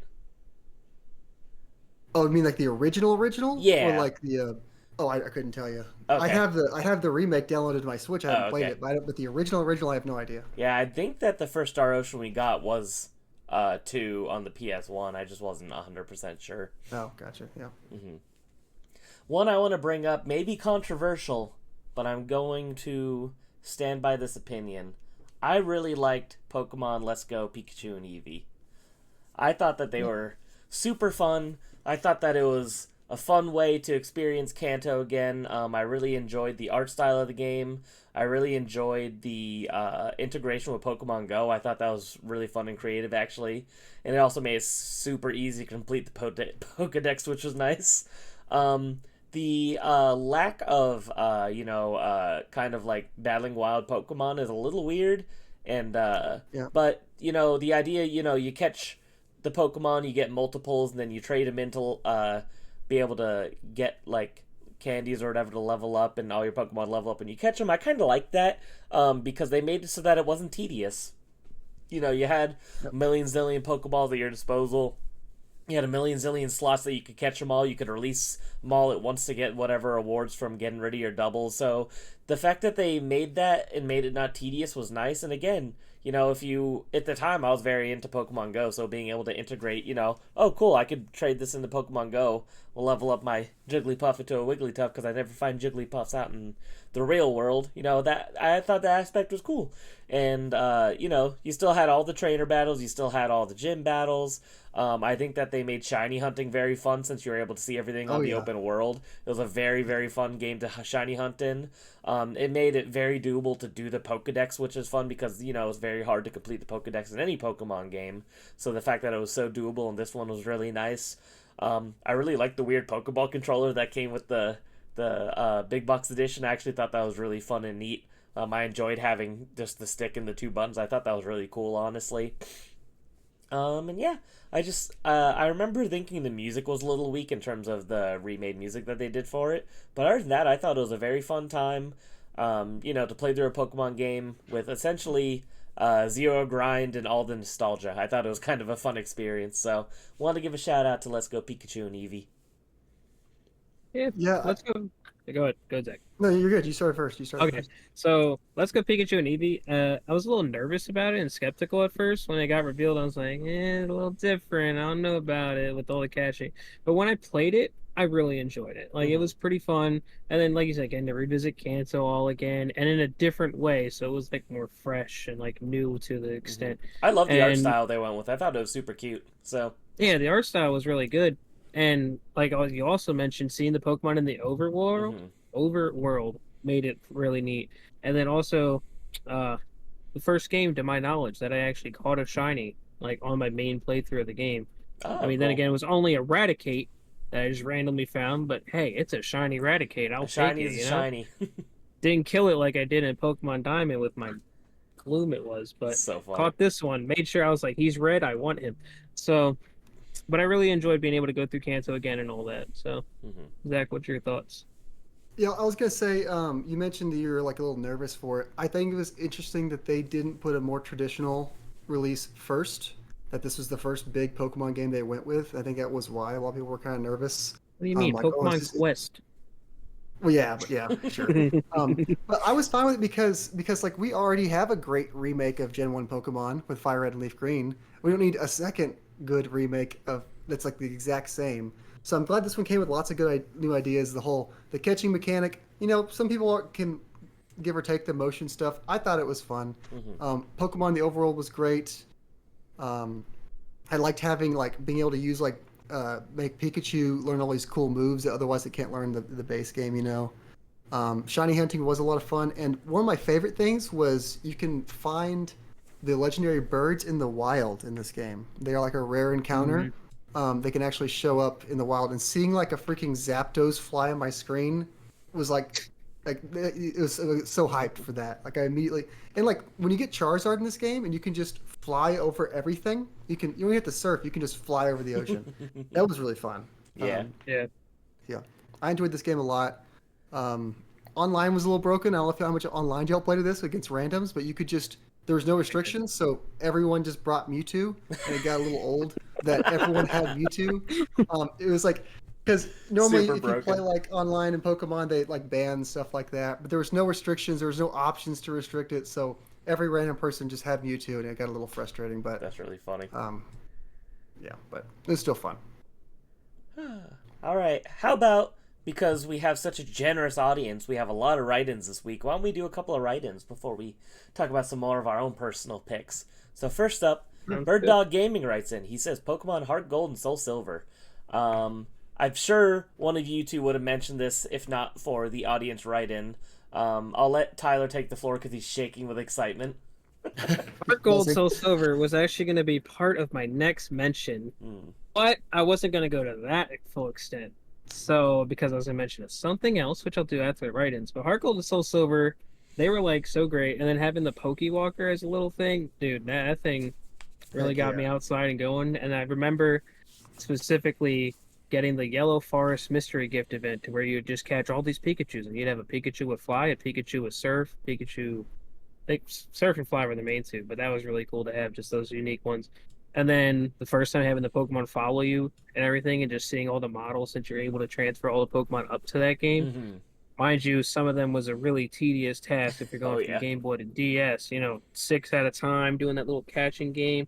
But that's beyond the point. God, that was terrible. But just, yeah, I was so glad when they did something like Pokemon Bank to where you just, here's a box, there's a box, here's a button now. God, I love so boxes. Much better. But Heart Gold and Soul Silver, just such a great game. And Gen 2, really good. I'm glad Craig finally experienced Gen 2. Yeah, I really did like Crystal, and the more I kind of like sit on the fact that I played through that game, I really think it is phenomenal. Definitely in my top 3 generations. I really want to play Heart Gold and Soul Silver eventually. Probably not until maybe next year, just because I played Crystal so recently. I think I want to have a bit of a break before I play basically the same game again, When you played them, are you going to play an original and use a Pokewalker? Do you have a Pokewalker you could mail me?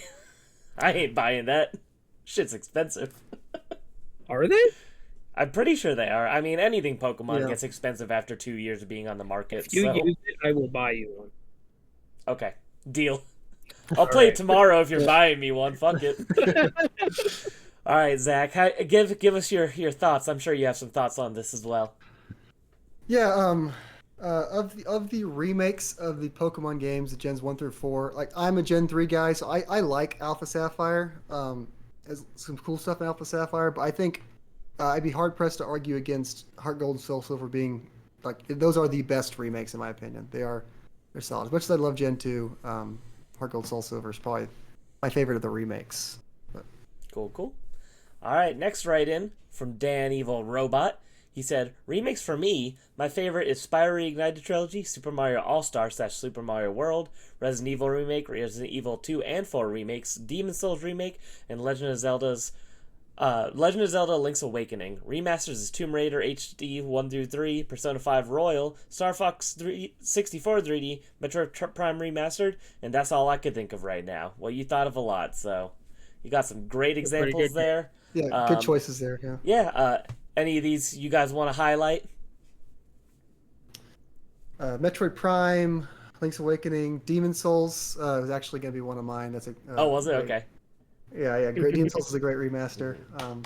Yeah, I remember how I mean, hyped the trailer was for Demon Souls Remaster, how cool it was, that final one that they released before the PS5 came out with the big orchestrated music and the choir in the yep. background. I was like, man, I need to play this game. And I bought it at lunch, got my ass kicked, and never played it again. So Well, it's the perfect example of FromSoft making the hardest part of the game the beginning. Is it? You can't Okay. even level up until you beat the first area. You can't even they don't even let you level up until you beat it. Yeah, I need it. I'm gonna beat it this year. That's one of those things where I'm like, this year I'm gonna beat a Souls game, and it's gonna be Demon Souls. I'm gonna make it happen. So There you go. I might need you to coach me. I'll hit you Sure. up on PSN while I'm playing, but Yep. speaking of beating a Souls game, I just want to put this out here. Christian, we're still waiting on you to beat Dark Souls. Just saying. Ooh. Did one Ooh. stream and he saying. liked it. I had a fun time. Brendan, he kind of won for a reason, and he wants that straight. We'll Yeah, go back yeah, to there you Generations Behind, Oh, where, yeah, up where we there. just shit on our friend Christian for 2 hours. We should do a Bird Dog episode. That'd be so Don't fun. worry. I like to think in my Sooner- mind that he's like a fourth co-host, like a fourth head of the show, like in Sure, yeah. spirit, because of how often he's Yeah. brought up. So we love you. And by the end of this episode, Patrick and Jason will be brought up a lot. So There we go. I love to see looking it. forward to that. Yes, I would love to bring up. He said Spyro, Reignited Trilogy, and Resident Evil 2, 4 remakes. I was gonna mention those as well. Resident Evil 1, 2, 3, and 4 for me, I think are all fantastic. Of course, 4 just being objectively one of the greatest games of all time, in my opinion. 4 remake is so good. I love Um, 4 remake. Resident Evil 2 remake is a game that I've seen played at least 20 times now because my wife, not a gamer, Resident Evil 2, her favorite thing in the entire fucking world. She'll just play through it over and over and over, and it's so funny because it's like, I know that game by heart by not even playing it. I've played it once and she's played it 20, 30 times, and I've just seen every way you can play through that game now. So shout out to my awesome. wife. I think it's really funny. Shout out to my wife. That's a good line there. Shout out to my wife. What a bro. And I would also like to say big shout out to Link's Awakening. That is a fantastic fantastic remake. I thought that Still game was gotta so play that fun. one. Such a great art style. I've always said, like, if they remake any of the Mother games, that's the art style that they should do. Just steal that art style because it's so good and cutesy. It's interesting looking back at that now. I mentioned the thing like they remake games to be able to make a new game in a series, like some forgotten franchises. It's almost like they remade Link's Awakening with this art style to test the art style specifically for the new Zelda game. For the They're like, last time we did something so Wisdom. cute, everybody fucking hated Wind Waker, so let's make sure this works. Yeah, and like people are like, oh, this is great. Like, okay, green light, make the new one, make the new Zelda game. Yes, I'm very excited. What's that one called again? The new one? Echoes of Wisdom. Yes, I'm very excited for that. Yeah. I cannot wait. It looks so good. Finally being able to play Zelda in a Zelda game. They should have called it Legend of Link. That would have been such a cool move, but they didn't That do would it. have been so funny if they did that. But Nintendo hates making fun of themselves. They take themselves too seriously. That's true. Um, They're like, this isn't a joke. It's not cute. It's Zelda. Yeah. We're serious about our IP. We're not going to trademark Legend of Link. They probably do have that trademark, though. Oh, honestly. probably. Any of these from Dan you want to highlight, Tyler? I mean, none of them. I started Resident Evil 4 remake, but I'm not too far into it that I want to give like full thoughts on it yet. And Star Fox 64 3D, I dabbled into a little bit. It was pretty neat, but not to an extent to where I could have a lot of thoughts on it. So a lot of them I got to look into. I do I like bought that. Star Fox 64 HD. I want to try it. The 3D one. I do like that he mentioned Super Mario All Stars as well because I always forget about that for some reason. Oh yeah, It feels so wrong playing those games because especially Mario 1, the physics are so different. It just feels Weird. dirty, but I do think that they did a good job graphically with that. I like the way that those games look, how they made them all uniform. That was cool. Yeah. Jason wrote in. He said, "This is Jason. My top 5 remasters and remakes are number 5, Ghostbusters the video game remastered. Number 4, Mario and Luigi Superstar Saga 3DS. Number 3, Star Ocean the Second Story R. Number 2, Final Fantasy VI Pixel Remastered. And number 1, Mega Man The Wily Wars." Of course, Final Fantasy VI, one of the all-time greats. Fantastic pick. That's definitely the highlight for me of the ones you mentioned. The Wily Wars, is that a remake or a remaster? It's kind of like a remix of the original Mega Man games, right? Do you guys know anything about that? I don't know for sure. I think so. Like Mm-hmm. I might be wrong, but like the first three or like something like that. Mm-hmm. But not entirely Not sure. criticizing the choice. I'm just not sure what exactly it's categorized as, so I wasn't sure if you guys knew something I didn't. But yeah, I've heard all good things about Ghostbusters, and then obviously Star Ocean. We just heard about why that's so great. Mario and Luigi Superstar Saga. Zach, I'm sure you have something to say about that.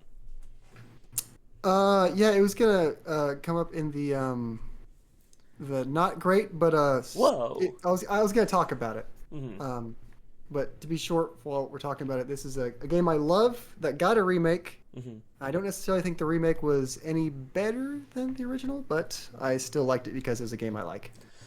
One thing that I like about it, though, is the one button make them jump at the same time. That is very convenient. The Y button make them jump at the same time. Yeah. That is convenient. Yeah. Yeah. Do you want to go deeper? You could go deeper, even though we're in right so on yeah, mode. sure. While we have it, might as well. Yeah, so, get like, on your this is one of my soapbox. This is one of my favorite games ever. So when I played this, I did enjoy it. I wasn't like I think it's a bad remake. I just don't think it really needed one. The art style in that first game was like so timeless. It had like the great pixel art, and this it kind of like it like put like a layer of paint over the nice pixel art with like kind of whatever 3D models, and it wasn't bad. I didn't dislike it, but it wasn't any better. I still prefer the original. This is nice because it's a little easier for people to access, I guess, at the time of the 3DS. Now the original's on the Switch, so it's even easier to access than this. But at the time of the release, it was a easy way for people to experience a classic, and they added the new Bowser's Minions thing. I don't know if you played that. I've heard It's it's like ass. a cute little side story. It's not great, but it's like what were Bowser's Minions doing while Bowser was off being confused in the whole It's really section of the funny. game. So it's a funny little story bit from if if you enjoy the original story, but it's not anything special. The little extra section, but yeah, don't dislike it. If this is how you play it, good on you. You'll still enjoy it, just not the way I go back and replay it. Yeah, I also a very funny game. The Mario RPGs are just so good at being Oh, funny. they're so funny. So funny. Tyler, any highlights for you from Jason's little list here? Not per se, no. I mean, yeah, not really. But I found out that the Wily Wars is a remake of the first three Mega Man games alongside a new game called Wily Tower, only unlockable with a completed save file. Okay, cool. See, that's so it cool. is. I didn't really know that. That's neat. But on remade Mega Man games, I just want to throw in real quick. That was like a little mention for me. The one, so I don't have too much experience with the whole Mega Man franchise. It's something that I want to get into. But on the PSP, they had that remake of Mega Man 1, Mega Man Powered Up. That's the first like Mega Man I kind of played as a kid, and I really liked that art style and stuff. I wish they would have done more of that. That was a pretty cool remake, I think. But Yeah. yeah. They did something for X in a similar style too, right? On the PSP? Yeah, Maverick Hunter X, what it's called. Baller. Yeah, I'm not good enough for Mega Man games, but I do respect them. I just don't have the skill set. All right, Patrick wrote in. Save states. Patrick wrote in and said, "This is Patrick. The Final Fantasy VII remake has been amazing, and it's great seeing the world fleshed out. Even though they scared the crap out of me, all of the Resident Evil remakes have been great too. The feeling in RE2 remake of entering the police station for the first time was just awesome." Just as awesome as it was back in the day. So yes, excellent. I totally agree with Resident Evil 2 remake. And I also really enjoy Final Fantasy VII remake, of course. We are all big fans of that here. I would almost argue that it's more of a sequel series than a remake, but it's called remake, so it counts. Yep. It's in the name. I don't know. I feel like we've all said a lot about Final Fantasy VII remake, so we could probably keep on going from here unless you guys want to add anything. Just want to reiterate that is it Jonathan has bad takes or Jason, whichever one of them. Yeah. Jason. Yeah. So It's okay. Jason We're not there yet. Yeah, we'll get there. We'll get there. All right. Oh, we haven't got there. I'm sorry. I've lost the cannon. Lost I'm watching you, man. Jason. Yes, we will be hating on you soon, Jason. Don't worry, we're coming for you. Hey, I thought Next you said up, your team Jason, Craig. What are you talking about? just for the bit. All right, Hector wrote in and said Call of Duty Modern Warfare, Call of Duty 4 Modern Warfare Remastered, Tony Hawk Pro Skater 1 and 2, and Gravity Rush Remastered. My fucking guy, Gravity Rush Remastered. Had it on my list because how the hell could I not? I am like the biggest Gravity Rush stan any of you will probably ever meet. I adore that game more than a human should be able to adore a video game, even though it's not my favorite video game. I just have so much love for the series, and it deserved so much more. Sony mistreated it so badly. None of you guys fucking bought Gravity Rush. None of you bought a Vita, and now it's a dead series, and it's all your fault, and it deserves so much more. Just give that cool show, that live action show is going to bring it back. God. It's going to be trash. Would No, you buy a $15,000 cat plush if it were available? Yes, I would. Every day, I think about selling a majority of my game collection to buy. There's two. There you go. That's my boy. There's two Gravity Rush figures, one of Cat and one of Raven, and they are both like probably about $1,500 figures because only like 900 or 800 each were made. And Whoa. every day I'm like, I could just sell a big chunk of video games and buy those, and that'd be way cooler than most of the games I own anyway. So you Vita set. I could. And I still have money left over because a lot of Vita games are overpriced. But yes, I absolutely love Gravity Rush. I need to talk about it for a second. Gravity Rush is so good. It's the best superhero game ever made. The soundtrack is phenomenal. If you are out there a One Piece fan, everyone knows One Piece has great music. The music in Gravity Rush made by the same composer. That's why it's so fantastic. Kat is like the most charming character ever. She's my favorite character in all of fiction. I have a cat named Dusty, who's named after Dusty, the cat in Gravity Rush. I just have such a love and affinity for the series. Obviously, I love the Vita version, the original, because it's the original, and it's an incredible game for a handheld. You could tell that it was originally a console game that they did their best to make work on a handheld because, it has a little bit of technical problems here and there, but it still runs great overall. And the remaster version bumps it up to 60 FPS, bumps up the resolution, takes out the crappy touch controls that were in the Vita version, so you could just use a regular controller. Talk about a remaster that just makes everything better. Shout out to Gravity Rush. Zach, have you played Gravity Rush?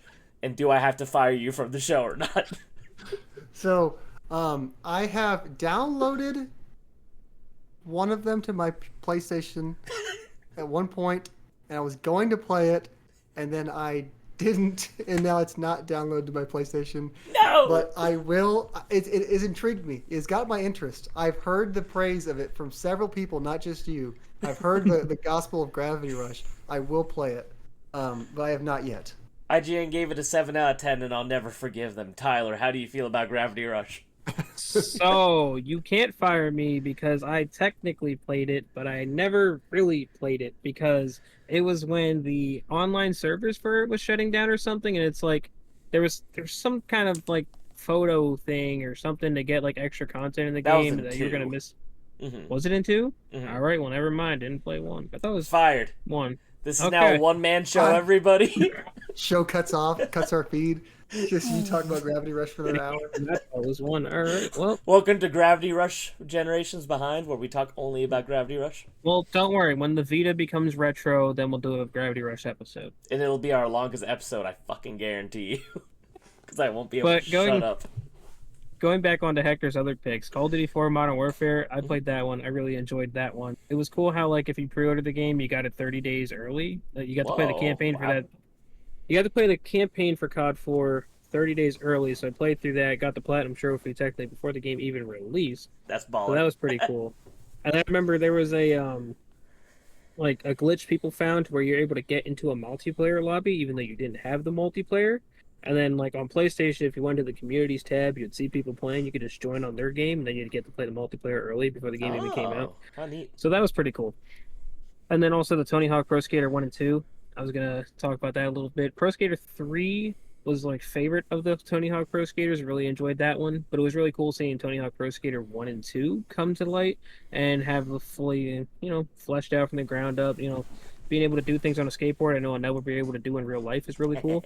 And having, before when we got that, like, one Tony Hawk Pro Skater remaster that was, like, really bad. And it was cool seeing this one come to light and having both of those, all the content mashed up together, it was really cool being able to play that again.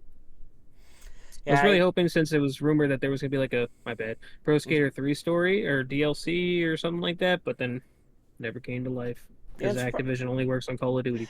yeah, I'm surprised they didn't keep rolling with that with how successful it was. I don't have a lot of experience with Tony Hawk, honestly. My sister played them when the Pro Skater 1 and 2 when we were younger. I think we had the PS1 versions, but I don't really remember playing them.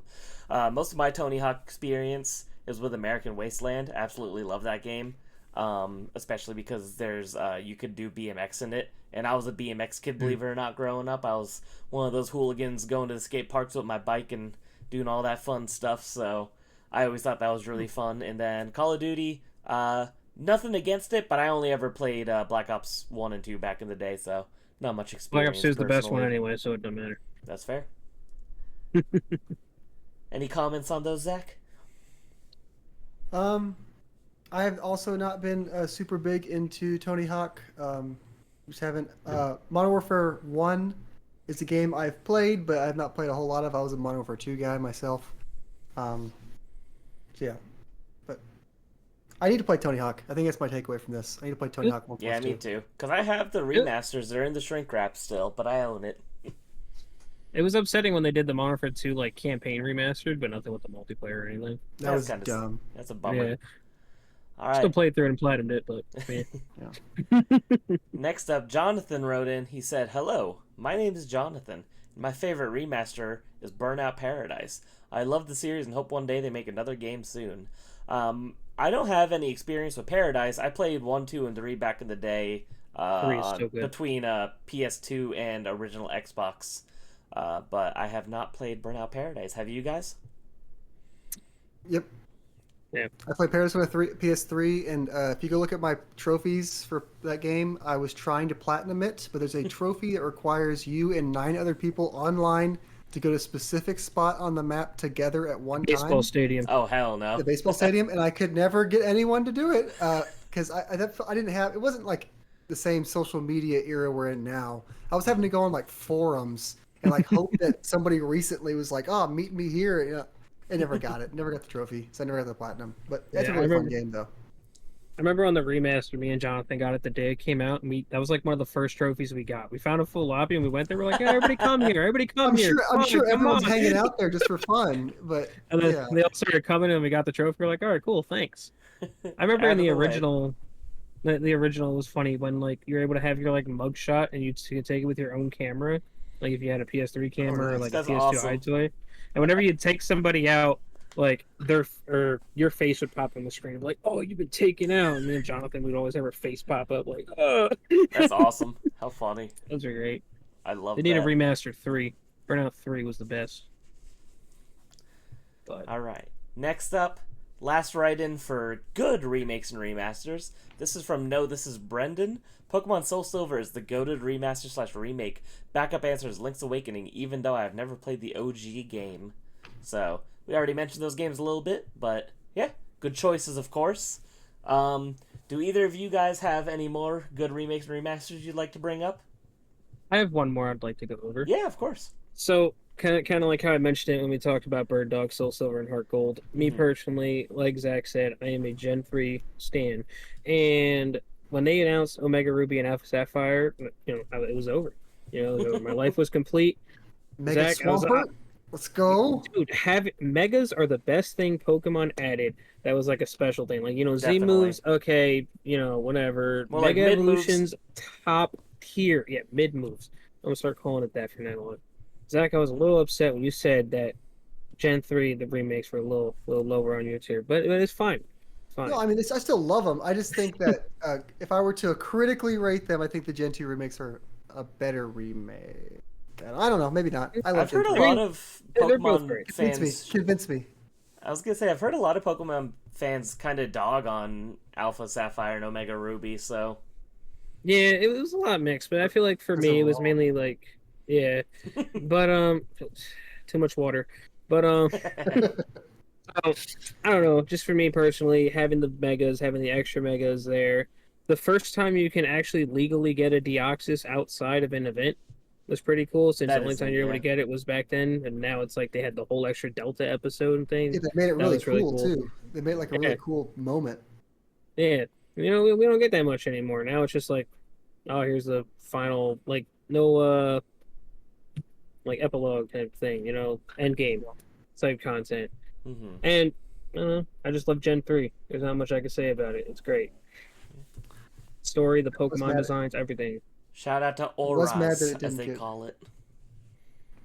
I was mad they didn't put the Battle Frontier in. That felt like a miss to me. Yeah, that was Um, definitely kind of meh. But and we didn't get Mega Flygon, but life goes on. I was going to say that, but I decided it wasn't a good enough point to say. No, that's a But yes, point. That's a point. yeah, yeah, Flygon is But really cool. yeah. Mega Sceptile was the best of the three, just saying. Okay, moving on. They're all good. All right, Zach, have any more you want to shout out? No, but shout out to the write-ins. There's a lot of good stuff in here. Oh, Like yeah. a lot, like we could talk about good remakes for Ever. hours and Yeah. hours and hours. And so many of these games I wanted to talk about, but if we talked about every single one, it would take way too long. Yeah, Oh, one more. Yes, go ahead. Just a quick shout out. SpongeBob Battle for Bikini Bottom Yes, Rehydrated. that is a great Great one. platformer. I didn't great even think game. about that. Yeah. Yeah, that's an excellent choice. Super fun game. I got a list, so I'll go ahead and spitfire some. We don't have to go too deep unless I change my mind as I'm reading it. Oddworld New and Tasty. Absolutely love the Oddworld games. I think Oddworld New and Tasty is a fantastic game. Fantastic reimagining. Still tough as nails. I really want to get the platinum one day, but it's so hard. I don't know if I can do it because I have a speedrun trophy, and I just don't have that in me. I want to shout out. Can't remember the name of the dev, but this was made by the same dev. House of the Dead remake and Panzer Dragoon remake. I think those are both very fun and fantastic games. I know that people have dogged on Panzer Dragoon remake. I still think it's a I was good gonna say I time. heard mixed things about that one. I liked I it, never gave it a so- shot, so I can't say anything. Talk about a game with a stupid platinum trophy. It's an hour-long game, and one of the trophies is to have 100 games or 100 hours in the game. I heard about that. Yeah, And you have What? to actually be in a stage. It doesn't count if you're you just can't just leave, you can't just leave pause it or on. leave the menu on. Yep. So it's absolute horse shit.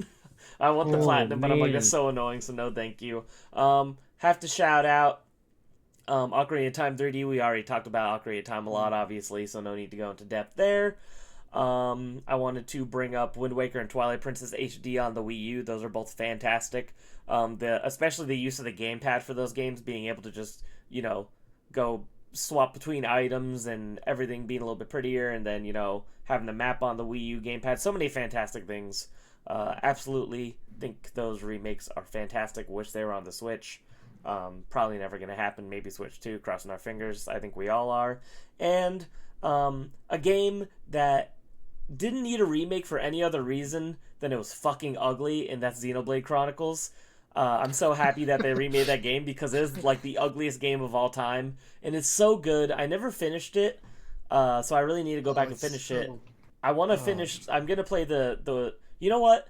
I was gonna say I want to play the Switch version, but deep inside of me, something makes me want to play the 3DS version the most all the way through. Just Oh, you because freak! The 3DS version. What the heck? The sadist in me feels like that'd be so funny because I'm like, that's the version nobody has played or beaten. So, That is a but hilarious port. but So funny. it's an insanely large game to be on the 3DS. It's so cool that it Yes. exists. But Yeah, that's Xenoblade Chronicles. From what I played about 25 hours of it back in the day, so I got pretty far. Really liked it, but man, if it wasn't ugly as sin, the Wii just couldn't handle it. So I'm glad that game got remade because it's easy on the eyes now. Before, it was tough to look at. Is the original Wii version of the game? That's the one where like GameStop. It was like a GameStop exclusive, and they opened them all and then sold them for $90. Sold them for more. Yeah, used. It was ridiculous. It's so scummy. It was very scummy, and it's funny because now that game on Wii, fucking worthless. It was like one of the more expensive Wii games for a long time, and then once the Switch version came out, it just totally plummeted. So, but yeah, Thank you for bringing that up because I love that game. I completely forgot about it, but I love that game. That's a series I want to try to like marathon is 1, 2, and 3 and the DLCs. I know it'll be a lot, That's a but it's lot. like, but That's a lot. but Panzer knowing me Dragoon and the remake. things that I like, I'm like, I know that I would absolutely love those games and love that series. So I think it's like more of like a once I know I have a lot of time, there's not a lot of new games coming out, I'll just sit down and get through as much of it as I can take. So, shout out to Xenoblade for no longer being an ugly duckling RPG. Alright, let's talk some shit, fellas. Let's talk about some bad remakes and remasters. Tyler's already ready to go. It looks like. Tyler, what's the bad remake or remaster you wanted to talk about? So you're probably gonna find this one by surprise from me. Diddy Kong Racing on the DS. Really? Ooh. Okay. Diddy Kong Racing on the DS is not as great as the original. If anybody has never played the game, definitely play the original. Unless you want force touch controls, you want not the original character roster because they got rid of Banjo and they got rid of Conker and put in like Dixie and Trixie Kong or something like that. Huh. And also, what was the other thing? And the like, so the music, like they got rid of some of it and they rearranged some of it, and it's not as great as the original. Just Mm. overall, it's not. It's still playable and like you can still enjoy it, but it's definitely not as great as the original. And if you want a great experience, beside it apparently being very hard, play the original because the touch controls, like for instance with the touch controls, Craig, like you know how for the when you go back through a level and you gotta like get the coins when you finish the level, this one you gotta race, win, and use the touchscreen and pop balloons That's so as you drive stupid. past them. So like while you're driving, you'll see a balloon, you gotta tap it, and then you just so you're That's wild. focusing on Sounds too much at awful. once, and it's just annoying. And That's awful. yeah, Yeah, it's funny because I always just assumed that it was the exact same game, but just on the DS. I didn't know that they made a decent amount of changes like that. yeah. Did they redo the voice acting in it too, or is it the same? I think they did. Because I my don't favorite recall. thing in the world is beating a race and going and hearing "This is for you." It makes me so happy. So if they I took also that away in imagine the it, like, remake, feels then weird I with would the D-pad. absolutely never play it. Does it This feel weird is using the for you. D-pad, like as to control rather than like an analog stick? It's not that bad, but Okay. it's definitely different. You never played the DS one either, Zach? No, I was. It's funny you mentioned that because that's a game in the past I thought about maybe getting, because I haven't played it in a while. But I never played that. Sorry, I never played that version. I haven't played the game Mm, itself in a while. But now I'll probably just pass on it. cool, cool. Zach, tell me a remake you absolutely despise. Oh no, don't do that. Don't because I was gonna. This is gonna be a personal one for me. I already feel Okay. bad about this. So All don't right. do this to me. What's the remake you were Um, disappointed in? How about that? well, this is gonna be hard one for me to admit. But it's what hurts to say, but I have to say, my favorite Mario's 3D All Stars. I have He to bought it. admit to myself and the audience, He bought it just for they the money laundering. Just they saying. could have done more with this one. Oh yeah. Not only did Amazon step on my copy and crush my my box, I was mid drink. um, so I found this on my porch with a boot mark through the bag. Um, I wanted it so bad I didn't even bother returning it. And you know, like I That's so love funny. all three of these games, so like I still enjoyed the hell out of this. But I did think it was a little upsetting that it was just the three games, not even Galaxy 2, Yeah, and it that's was just so like weird. just like soundtracks was all they added, and like not even like the full soundtrack, just like some of the Selection. songs. Yeah. Yeah, and um, I still love all three of these games, but it just felt like they could have done more. They didn't even go in and like give an effort on 64's camera. Um, hmm I don't know. I It's love the the games. lesser I'm version. happy this exists. Oh yeah, what? I was gonna say it's a lesser version of Mario 64 as well, because it's like the updated version where I took out most of the glitches. Oh yeah, or BLJ's not in there. I didn't even try honestly. Yeah, a lot of Um, like the speedrun tech you can't do in that version. I'm like, oh, that's part of the fun. Yeah, I will never say a bad thing about any of these games. I love all these Oh, games, I but will. the remastered packaging themselves, I think they could have done more. And then making it limited was the dumbest thing in the world. I don't understand So weird. what the point of that is. But whatever. That was absolutely them just being like, we'll sell a lot of copies if we have a cutoff point. But they could have Yeah. sold more if they didn't stop it. It sold like 10 million copies. I bet you it would have sold 15 million copies Yeah, if they didn't do that stupid I think crap. it would have just kept creeping up like the best-selling Switch games if they just kept it around. It was very strange. Exactly. I don't understand. I don't know if that was just a weird experiment phase they went through with that and Fire Emblem. I'm glad they haven't done it since, and I hope they don't do it again. Yeah, that definitely needs to stop. I agree. Okay, disappointing remake and remaster for me.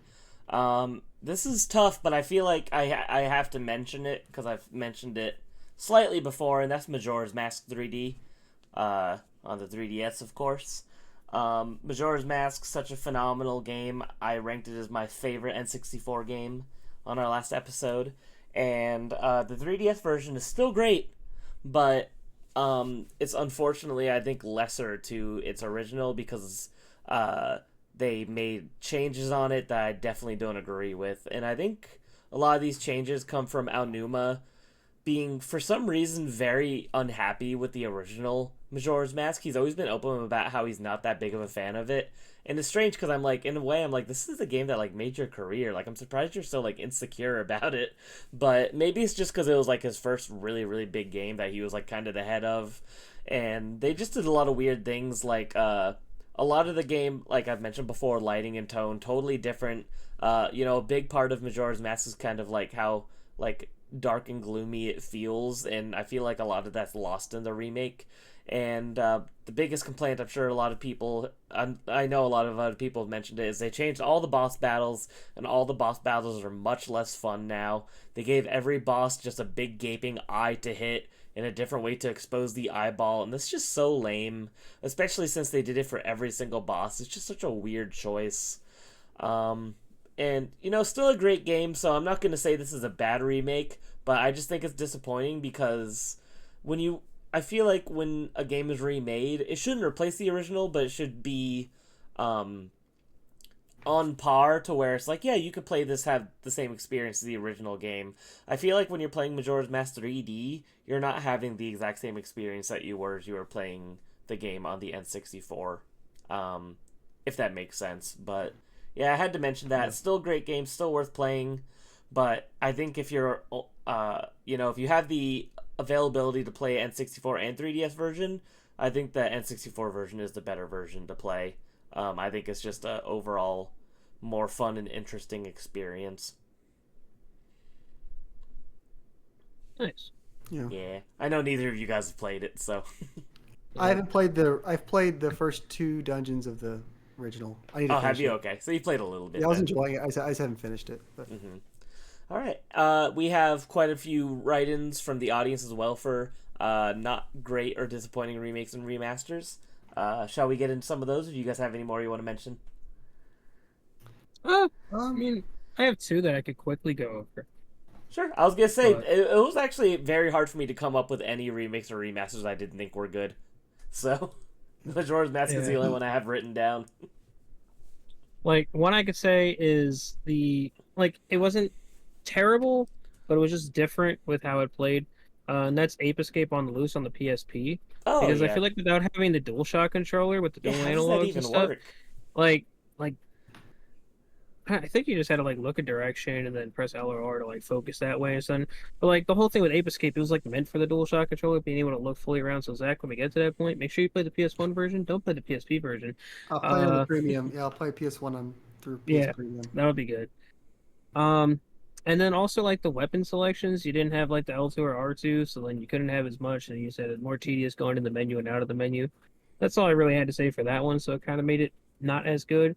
And then the other one I'll just touch based on because I hope we can all agree on. But the Gen 4 remakes for Pokemon weren't that great, by That's Ilka. fair. I mean, I like them, but the fact that I liked them because I liked Gen 4. I liked Gen 4. Yeah. That's why I liked it. It's But I don't know. I feel like that for me that falls in Majora's Mask 3D territory, where I feel like it's a better experience playing the original overall than the remakes. Agreed. So for sure. Yeah, kind of wish they just would have done a little more with it. And remember, Craig, when we were listening to that music before, like it got that day one patch, it we were was so like, bad. "Oh, what is this?" We're like, "Yo, bad. Cynthia's theme dropped," and we listened to it, and we're like, "Oh." It sounded like a bunch of trumpet farts. There wasn't even like a title screen at first, right? Yeah, it was just like a press A button. Super weird. That one upset me because like the one thing they did add, the whole underground like new mechanic there. Yeah. I was like, by the time I finished the game, I was already so done with it. I didn't even bother doing the new stuff. neither. I was just like, whatever, just. But yeah. That's all I really had to say. I did think of one game I kind of wanted to quickly shout out as being a bad remake. Thankful that it exists because I got to play the game for the first time. But Fire Emblem Shadow Dragon is very ugly. Yes, we've I talked don't about like what that that game looks before. like. Yeah, That game don't like what is that game looks like. yeah. Everybody looks so muddy and smudged. Just such a weird, gross art Uh, style. it's like they had like a painting and then someone just smudged it with their thumb and said, "Yeah, that's the art style." I don't know. It's Yeah, weird. it's a It's all shame. dark too. That's a game that I would love for them to remake. I know we're gonna get into one of the remakes later, but I'm like, I would love for them to remake the original Fire Emblem with like the style of the newer Fire Emblem games. I think that would be really cool. Sure. Yeah. All right, here's some write-ins from the audience of not great remakes. Dan Evil Robot said he can't think of any bad remasters, but for remakes, he did not like Resident Evil 3 remake. He loved the game, but he felt like it was too short. I've heard this complaint from a lot of people. He said the Secret of Mana remake on PS4 he also didn't like. I've also heard bad things about that. I don't have any personal experience with it. And then he mentioned Conker's Live and Reloaded on original Xbox. It's technically not a bad game. I just don't like the changes. Plus, they censored most of the swear words, unlike the N64 version. Yeah, it was very weird that they censored that game when they remade it for Xbox, because I feel like the whole point of the game was how crass and crude it was. And the Xbox was such a like adult marketed console, like marketed more for older gamers and grown-ups and stuff. So it's kind of funny that they tailored down so much on the inappropriateness of Conkers for that remake. Yeah. Very strange choice. I heard from, like, I don't know from personal experience, but Resident Evil 3, they, like, changed Nemesis or something like that. Like, I guess he was, like, now he's, I like, think they static also encounters or something like that. Yeah, And it used to be, like, kind of just randomly show up. Yeah, I've People heard like that aspect of it. there's a lot of changes to that game overall, where it's just a lot different than the original 3. Personally, I haven't played the original 3, so I can't really compare it. I just played 3 and liked it for what it was, but I don't have that I think they cut a whole perspective. section of the game out. I think they cut like a whole like section of the game from the original and just like removed it. It's like a clock tower. I think they like took out a clock tower that was apparently a big deal. That's strange. I haven't played it either, so I couldn't actually tell you. But All right, next up we got Jason. This is where you could finally get mad, Zach. So he Oh, I said can't my wait to top hear this. 5 bad remasters and remakes. He said Silent Hill HD Collection, famously bad remaster. GTA Definitive Edition, famously bad remasters. DMC Devil May Cry. TMNT Turtles in Time reshelled. I didn't even know that existed. And number 1, Final Fantasy VII Remake. All right, go ahead and go off, Zach. well, so I don't want to go off on the guy because it seems like he doesn't have good taste in games, and I don't want to upset him anymore. But so Final Fantasy VII Remake is one of my favorite games ever. I think as good as the original game is, the remake brings so much character to the characters. It makes you care about them, and they feel like your friends, and you want to see them. You want to experience all that stuff. You feel so emotional when they go through all the trauma they go through. The combat system is like incredible. The way they morphed in, there is kind of turn-based stuff, kind of weaved into the action combat. You still have your special moves, you still have your magic and stuff like that. The music's incredible. The game looks incredible. There's some like weird pacing issues. There's some like there's some chapters that are a little too long and like have weird side quests and stuff. But also, even if they don't hit the nail on the head with the execution the whole time, what they're doing with this remake trilogy, in my opinion, is such a cool thing to do when you remake a game. Obviously, I don't want to spoil it. I don't want to talk too much about it. But Craig, you kind of mentioned it's almost like a sequel series. It's not just a remake of the game you've played. It is a new take on things in that world, and it plays with your expectations. And you know what? You can always go back and play the original if this one is not there for you. The original is still there, but I don't know. I love the game. He did play through. That's good. He played through it on And that like also- base mode thing. I want to be clear. Everyone can like and dislike what they like. I don't want to. I'm not No, we're actually totally mad at kidding. this. I'm not mad at this actual for real. But personally, I think this is an incredible game, and I'm glad they made it this way. Yeah. Tyler, have anything you want to share? I mean, I really enjoyed it personally. Like Zach said, combat was great. It was great having the story development. learning like more about the characters, going more in depth with them. Because there's only so much you could do on the PS1 version with the storytelling and all that. Yeah, you could still play tell, but just having them right there, fully modeled, all the character scenes and everything, it just makes it a How whole could different you experience. how could you not play through all the Walmart chapters and not think this is the greatest game ever made? The dancing scene in Walmart is just my jaw was on the floor the entire time I was So doing it. So good. Yeah, I'm with you, Zach. I have shed many a tear, honestly, especially in Rebirth. I'm so unhealthily attached to these fictional characters. I love Final Fantasy VII and his world and his characters so much. Jason, you're banned from writing in the next 3 episodes. Patrick wrote in and said, "Well, not bad. The Mario 3D All Stars could have been better. The ports were fine, but the general improvements weren't enough." We already kind of went over that. I think we all agree on that one. Hector wrote in. Jason, you're not banned in from writing in. I'm sorry. Hector wrote in and said Grand Theft Auto the Trilogy Definitive Edition, and Jonathan also wrote in, "My worst remake is the GTA Trilogy. Was super excited and got a huge mess of a remake." Yeah, there was nobody seems to be on board with these remakes, which is really sad. I was so looking forward to playing these games for the first time because I have no experience with any of them, and then when I heard how trash they were, and they have all these weird AI made signs and weird things like that, and I was just like, oh, I guess I'll pass and either never play them or buy the originals eventually. Just put through the AI machine. They said, "Make this game for us," and it. I was gonna buy it too because I haven't played them. I was going to buy this trilogy, and then I just got so turned off from it. I was super excited, and then unfortunately, I had no reason to be excited anymore. Yep. Yeah, just a quick cash grab by Rockstar, man. Freaking like, teased us, and then they're like, "No, you can have this. It's going to crash your system. It's going to be very glitchy and not look totally great." And you're going to pay $60 whether you like it or not. All right, last conversation around remasters and remakes. What we want remade or remastered. Let's see. Tyler, go first. Me first? Okay.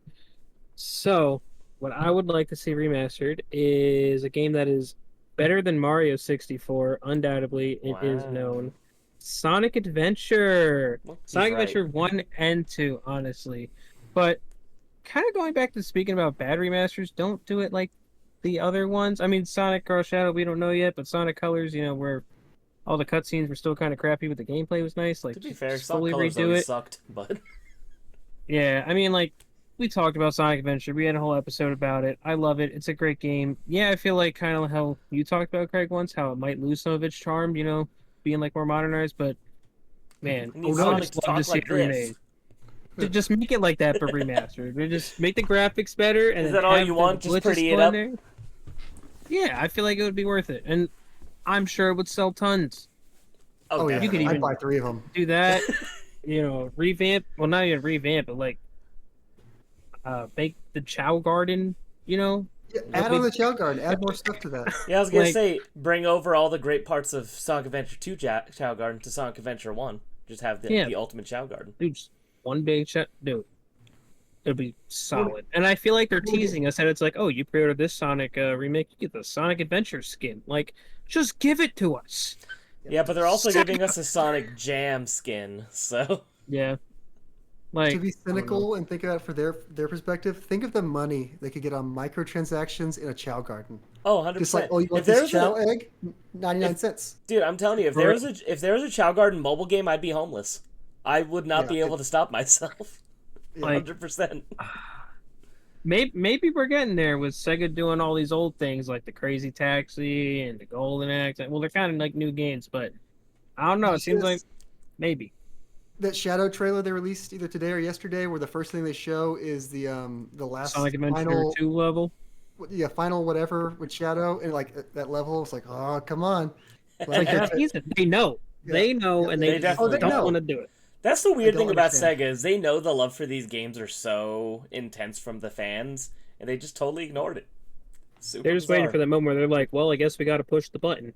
Like, but it's the like break glass in case of exactly. It's like Square Enix with Chrono Trigger. They're like when they finally just have no money left and they need something. They're like, all right, Chrono Trigger re-release on PlayStation and Switch. Like, never understand. Zach, what games do you want remade?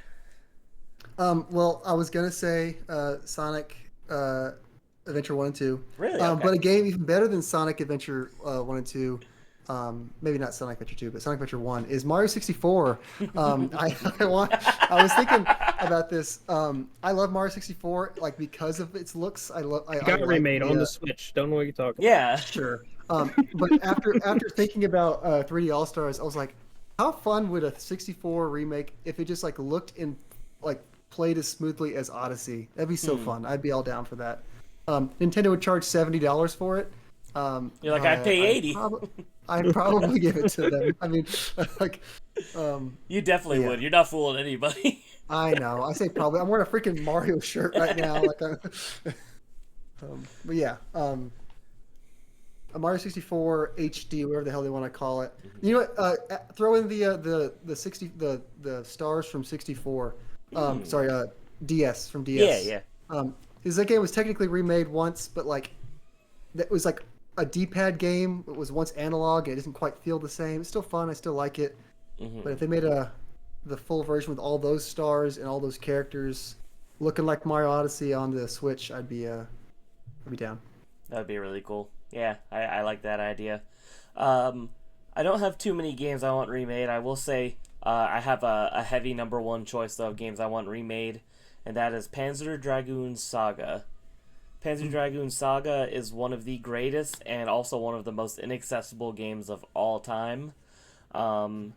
One of the very last Sega Saturn releases in North America. I think it was like one of the last 10 games to come out for the system. That game was in development hell for many, many years. You could tell as you get towards the end of the game that they kind of had to start to rush because they were running out of money and they were going to shut down the studio and all this other fun stuff. But it's such a fantastic game. There's nothing else like it. It has one of the greatest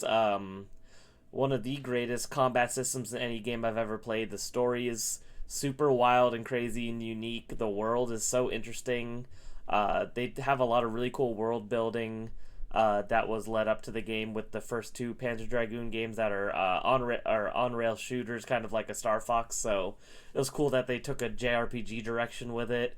And Saturn games, you can emulate Saturn, but it's a lot of systems can't emulate it very well, unfortunately, to this day. It's better than it used to be, for sure. Like if you wanted to, maybe not Tyler, but Zach, if you wanted to emulate it on your computer, not from 2009, you could probably get through Panzer Dragoon Saga and play it.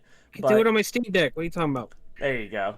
I don't know. I was trying to emulate some Saturn on my Steam Deck, and the 3D games were giving me trouble. I was playing Burning Rangers, and the fire wouldn't appear, and I was like, that's hard really? when it's a game where you have to put out fires if I can't see the fire. So, but Panzer Dragoon Saga, Rangers. like I said, one of the greatest combat systems in any JRPG.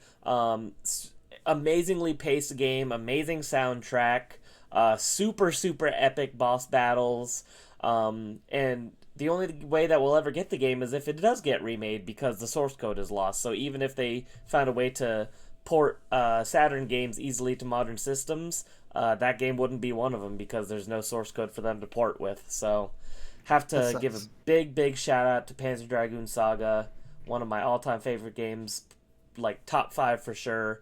I feel very lucky that I was able to play through it on original hardware at one point, and it's just so phenomenal. It's the greatest JRPG that nobody's ever played, like for sure. So Nice. yes, so definitely shout out to that. You guys have any other ones you want to give a shout out to? Games you want remade? I've already got too many games to play. I can't be thinking of Yeah, ones that's that. Okay, here's That's one fair. that it's almost like not worth saying because it will happen. It's inevitable. It's just Gen 5 remakes for Pokemon. That's It true. will It will happen. happen. Yeah. It's just Yeah. It's almost like, Matter of when, not if. yep. Yeah.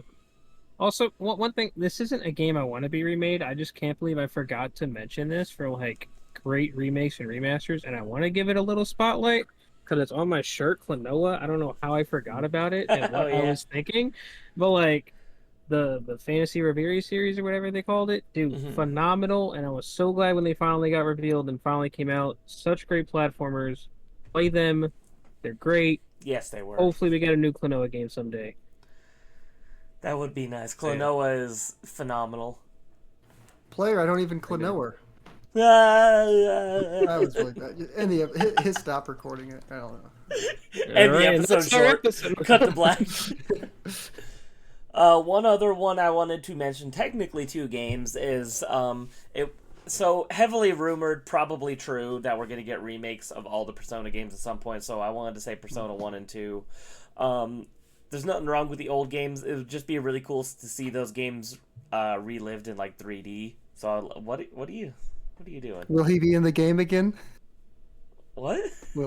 Will he be in the game again?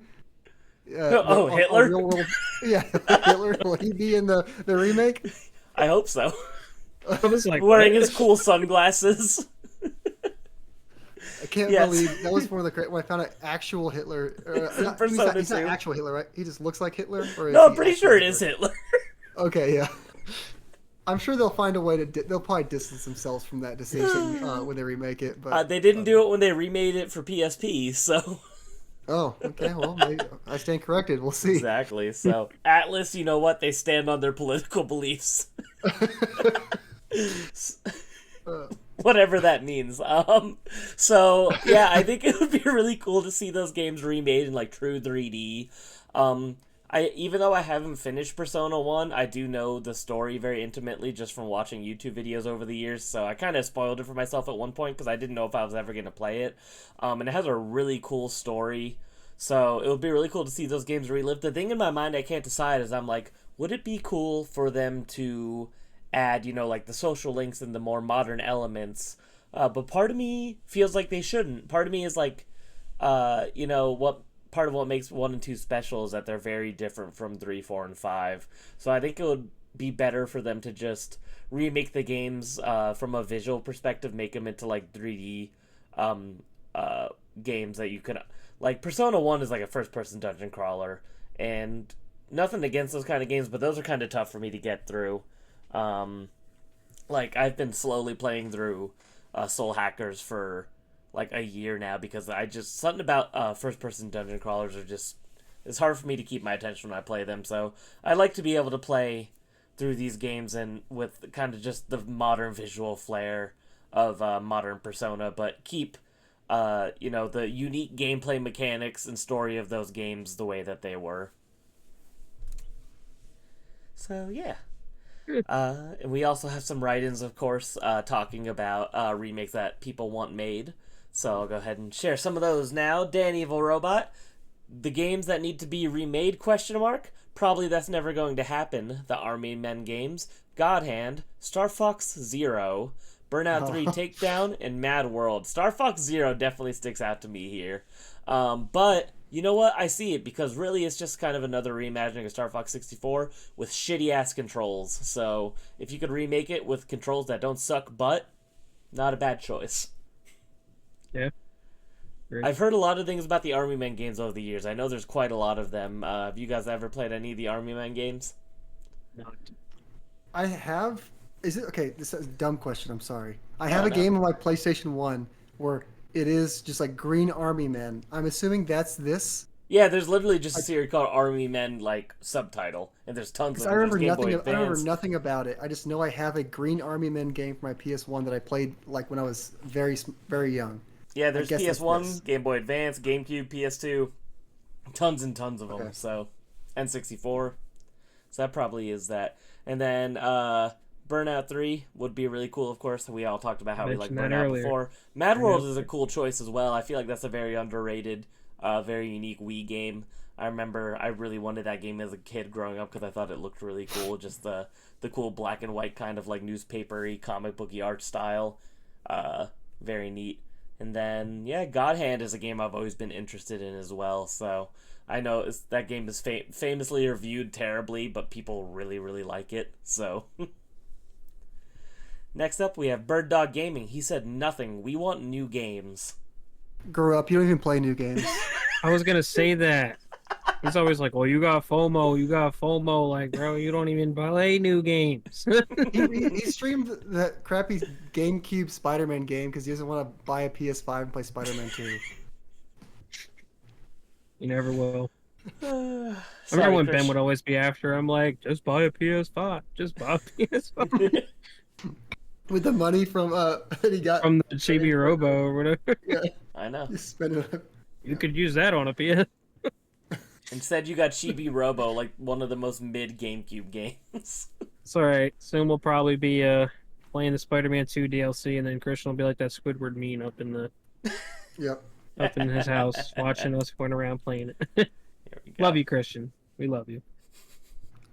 Speak for All yourself.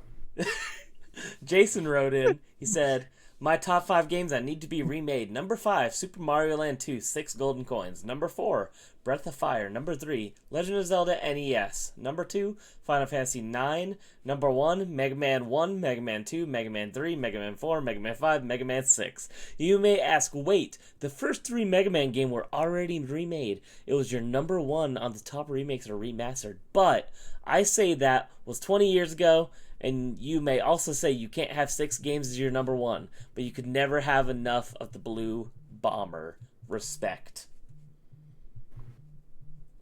My man is hardcore into Mega Man. He stood his ground, and I really appreciate that. So He got some too many games. He got Mega Man 8 on the Saturn and Mega Man X4 on the Saturn. Same day. that's really cool. I do want to comment on his picks. Mario Land 2, great Mario game, and Legend of Zelda NES. I'm surprised we have not got a remake of that in any way. I feel like that'd be something they could milk pretty hard, a remake of the original Zelda. But Definitely, that would be cool, especially if they did it like in almost like a Breath of the Wild style. I've always thought about that. yeah, and I think they was that demo when they made Breath of the Wild? Not a demo, but they made a game trying to show what they were thinking about in Breath of the Wild in Legend of Zelda 8-bit art style. That was like what they used to develop the game, and they showed it at some conference that they had this. I'm like, please put that somewhere. Let me play that. Why can't I play this? But yeah, I'm surprised they haven't remade original Legend of Zelda. Yeah. And go back to one of his other picks, Breath of the Fire. That's one I really want to be remade. It's a series I want to get into, and I'm just like, it would always be better if it's remade, better visuals, all that stuff. But all right, guys, I just got a text. I'm gonna ask you guys to fill time for 2 minutes. You could talk about remakes all you want or whatever, or if you have nothing to talk about, I could cut it from the final show. But I'll be right back. Nah, go ahead. We'll talk. Yeah, sure. Here's a remaster. Tyler, just a couple days ago I was playing. Oh, you're good, Craig. A couple days ago, I forgot to talk about Zero Mission. I didn't even mention Zero Mission. That's a pretty good remake. I almost brought it up when you were talking about can't play a game without save states now, and that one boss save state. So 95% of that game is incredible. The last section of the original game, like the Mother Brain section, that still sucks. They didn't change that at all. Still sucks.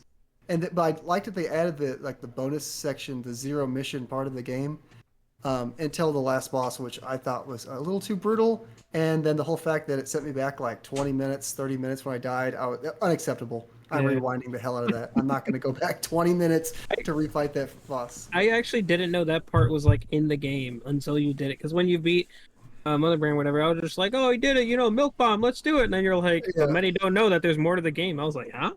And then you played that, I was like, oh, all right, that's pretty neat. Now I get why it's called Zero Mission. But yeah. Hi, Craig, welcome back. That was a quick 2 minutes. Yes, the part of Zero Mission after you beat original Metroid is butt. I'll say it. I didn't like it. I was just saying. I like the twist and the addition of it, but the last boss, it's too brutal. And I was just streaming it a couple of days ago. I got to the last boss and I died. I got there with no health. I got one shot and it sent me back 20 minutes. I was like, absolutely not. I just rewinded back through it. I was like, I'm not gonna do this. He rewinded on live stream. He rewound live. He rewinded 55 times. I don't know what you're talking about. No, shameless. I was shamelessly every time it hit me, nope. It was within a minute. That's so funny. It was oh, dude, and then he'd jump up and then get hit by a rock and be like, oh, dude, and then he'd go up. Yeah, that's awesome. I love that. The last 30 minutes, but anyway. Yeah, but I did enjoy Zero Mission quite a lot. I love the idea of that segment of the game, but not actually playing it. Sure, yeah. It's stressful. Yes. All right. Where were we? Patrick wrote Patrick. in, and Patrick said Final Fantasy IX would be awesome if the rumors are true. Chrono Trigger and Final Fantasy VI in the 2D HD style would be wonderful too. Yeah, there's been rumors of Final Fantasy IX for quite a while now, so I wonder if those will ever come to fruition. I have not personally played 9 yet. Obviously, I want to get through all the Final Fantasies. I don't know if you guys have played that one yet, but I have not touched it yet. No? I have not gotten to. I bought it and I didn't want to get to it because I've heard about the remaster, or whatever. So I've waited. Yeah, part I of mean, the that reason... one, Go ahead. the remake for that one got like kind of leaked with the Nvidia leak, right? Yeah, It was, yeah. and a lot of that stuff's already coming true, so I'm sure it's coming. Yeah, It's just a matter eventually. of when. My thing is, I've heard that Final Fantasy IX is like a love letter to 1 through 8 in terms of like all the things that it references from 1 through 8. So I want to make sure I beat 1 through 8 first. All I'm missing from that era is 5 and 8, so I'm almost there. So I just want to make sure that I do all my homework, I guess, because I've been told that it's worth it if you play all of them before you play 9. That's I need good, to play good tip. 2, 3, 4, 5, 6, and 8. Slacker. 8's a weird one, but it's fun. It's very strange though. Yeah, I did not enjoy what I played of 8, but I am gonna finish it eventually. Yeah. It's so funny that the best way to play that game is to run away from every battle. It's so You're so weird. de-incentivized. If you level up, it makes the game harder. I know, it's Makes so no funny. sense. So weird. All right. Hector wrote in. He said Battlefield Bad Company 2. I remember when before the show started, I was putting together a document, and I was like, "Huh, weird choice." And one of you guys was like, "Nah, that game's great." Which one of you said that? Was that you, Zach? Yes. Bad So Company go 2 is ahead. awesome. Give it some love, real quick. It's a great game. I was playing this. I played it back in the PS3. I didn't play. I played Call of Duty on PS3, but I played this game, Bad Company 2, basically by myself. I played Call of Duty with my friends and Bad Company by myself. It had the really cool destruction physics. Well, it's truly some Where, bad company, huh? Exactly, I Okay, was Bad sorry, Company. had to do it. Sorry. But I would go in servers late at night and just go hide in the same house on this one map and put the C4 around the house where I knew it would make the whole house collapse and just wait there. And I'd blow up the house from a distance because there was a trophy for getting 10 destruction kills. And I would just do that for hours. It was so fun. That's fun. I got one gun to get 1,000 kills by myself online. So that'd be cool if they remade it. Speaking of things that were fun to do on Battlefield, just real quick, Battlefield 3, I used to love throwing C4 on a dirt bike or something, and then just drive, hop off it, let it go, and then just random, poof, they're like, what? That's cool. Ghost Rider go boom. How fun. All right, and last write-in, Jonathan said, the game I want to be remake is Need for Speed Most Wanted 2005, my favorite Need for Speed game of all time. So It is the best Need for Speed game of all I was time. gonna say, that's why. maybe I'm stupid. Isn't there another game called Need for Speed? Most Wanted? Yeah. No, yeah, but another Most Wanted, So, right? Yeah, they kind of redid Most Wanted on the PS3, but it's totally different. Oh, it's not totally. It's pretty much I different. was gonna say, all this time I thought that was a remake. I didn't know that it was a different No, it's game, kind of just the a same name. How funny. not retelling, but I don't know what you call it. Mm-hmm. But man, Most Wanted was just so great. Your hype level when you're climbing the wanted list, the blacklist, where it's called, and just getting to the top, and then, man, it's just a great game. A lot of glitches in it, and some things are pretty funny, but great game. I love it. Interesting. Yeah, maybe I need to try that out because I remember it being a pretty uncommon Xbox 360 game, if I remember right, because that was very early on, and then most people just got PS2, GameCube, original Xbox version of that. So maybe I'll need to check that out eventually. So good. Do it. It's the best Need for Speed for sure. I say so. I really enjoy it. Don't play the PSP one because the PSP one's it's still good, but it's not. It's different. Would you like to share any thoughts, Zach? I have no opinions on Need for Speed. It's one series I have unintentionally avoided my whole life. I never got around to playing any of those. All right, well, that's it for write-ins. That is it for, I think, all of our opinions on Remakes and Remastered. This might be our longest episode. We've been going for quite a while, so We were talking. we had a lot to say. So thank you all for joining us. If you made it this far, all of our write-ins, of course, thank you for writing in. I guess we could go ahead and wrap things up. Zach, any final closing thoughts for this episode? Fireworks. And also, Woo! I'm excited to play NES World Championships. I saw Christian already posting in the Discord. Your time is now. I'm coming for you.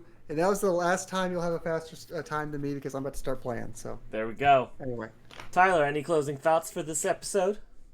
I'll be up in that leaderboard tomorrow. Just saying, gotta wait for FedEx. But anyways, R.I.P. once I get it, I'll be up there too. But don't forget to write in for the next episode all about your thoughts on Paper Mario: The Thousand Year Door, Yes. and you're gonna hear ours because it's a game, and we're all gonna talk about it. Paper Media, And- the 1,000-year bore.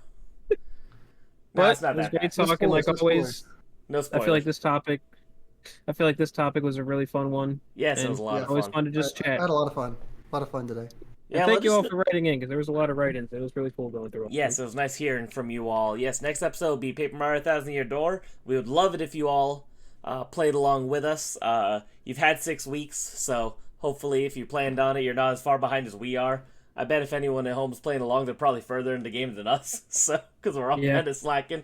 But we will get it done. We are committed, and it's going to be a fun time, of course, to talk about this game. Tell us what color Yoshi you get. Tell What us color is Yoshi you yours? get in the comments. What color Yoshi did you Mine get? is, I got the blue one. I got the blue one, but I want the comments to tell us what they got.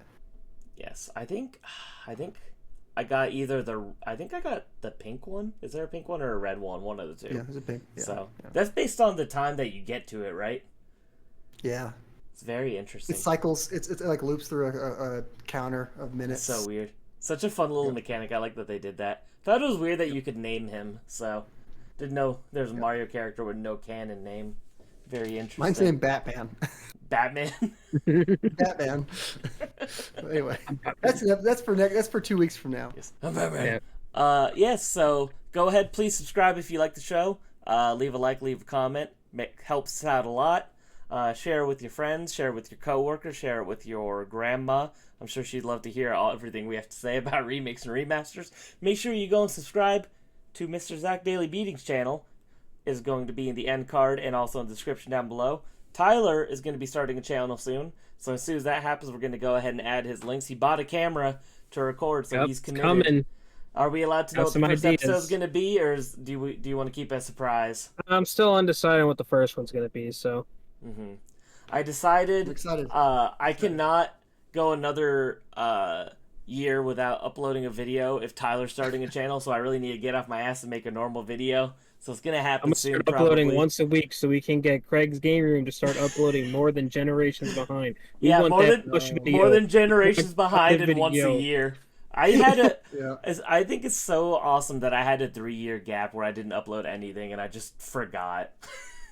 But it's like when I do 2 videos a month on Christian's channel, it's like I'm like, oh yeah, I do YouTube videos, it's just not on my channel. So Christian's milking you for your good content. I know he doesn't pay me enough. He doesn't pay me at all. So I made a joke the other day in the group chat because he made someone mentioned like, hey, don't spoil the channel member only video, and then Tyler was like, isn't everyone that's in this text between the 4 of us a channel member? And I was like, no, I'm not. I was like, I'm not the highest tiered member. I should get that shit for free. I'm working for you. I remember that. That's pretty I funny. think it was Vinny. Vinny mentioned something, and then Yeah. and then Christian was like, "Whoa, calm down." That was really funny. All right, well, anyway, enough rambling. Thank you all for joining us. We'll see you in 2 weeks to talk about Paper Mario. Take care. Take it easy. Adios.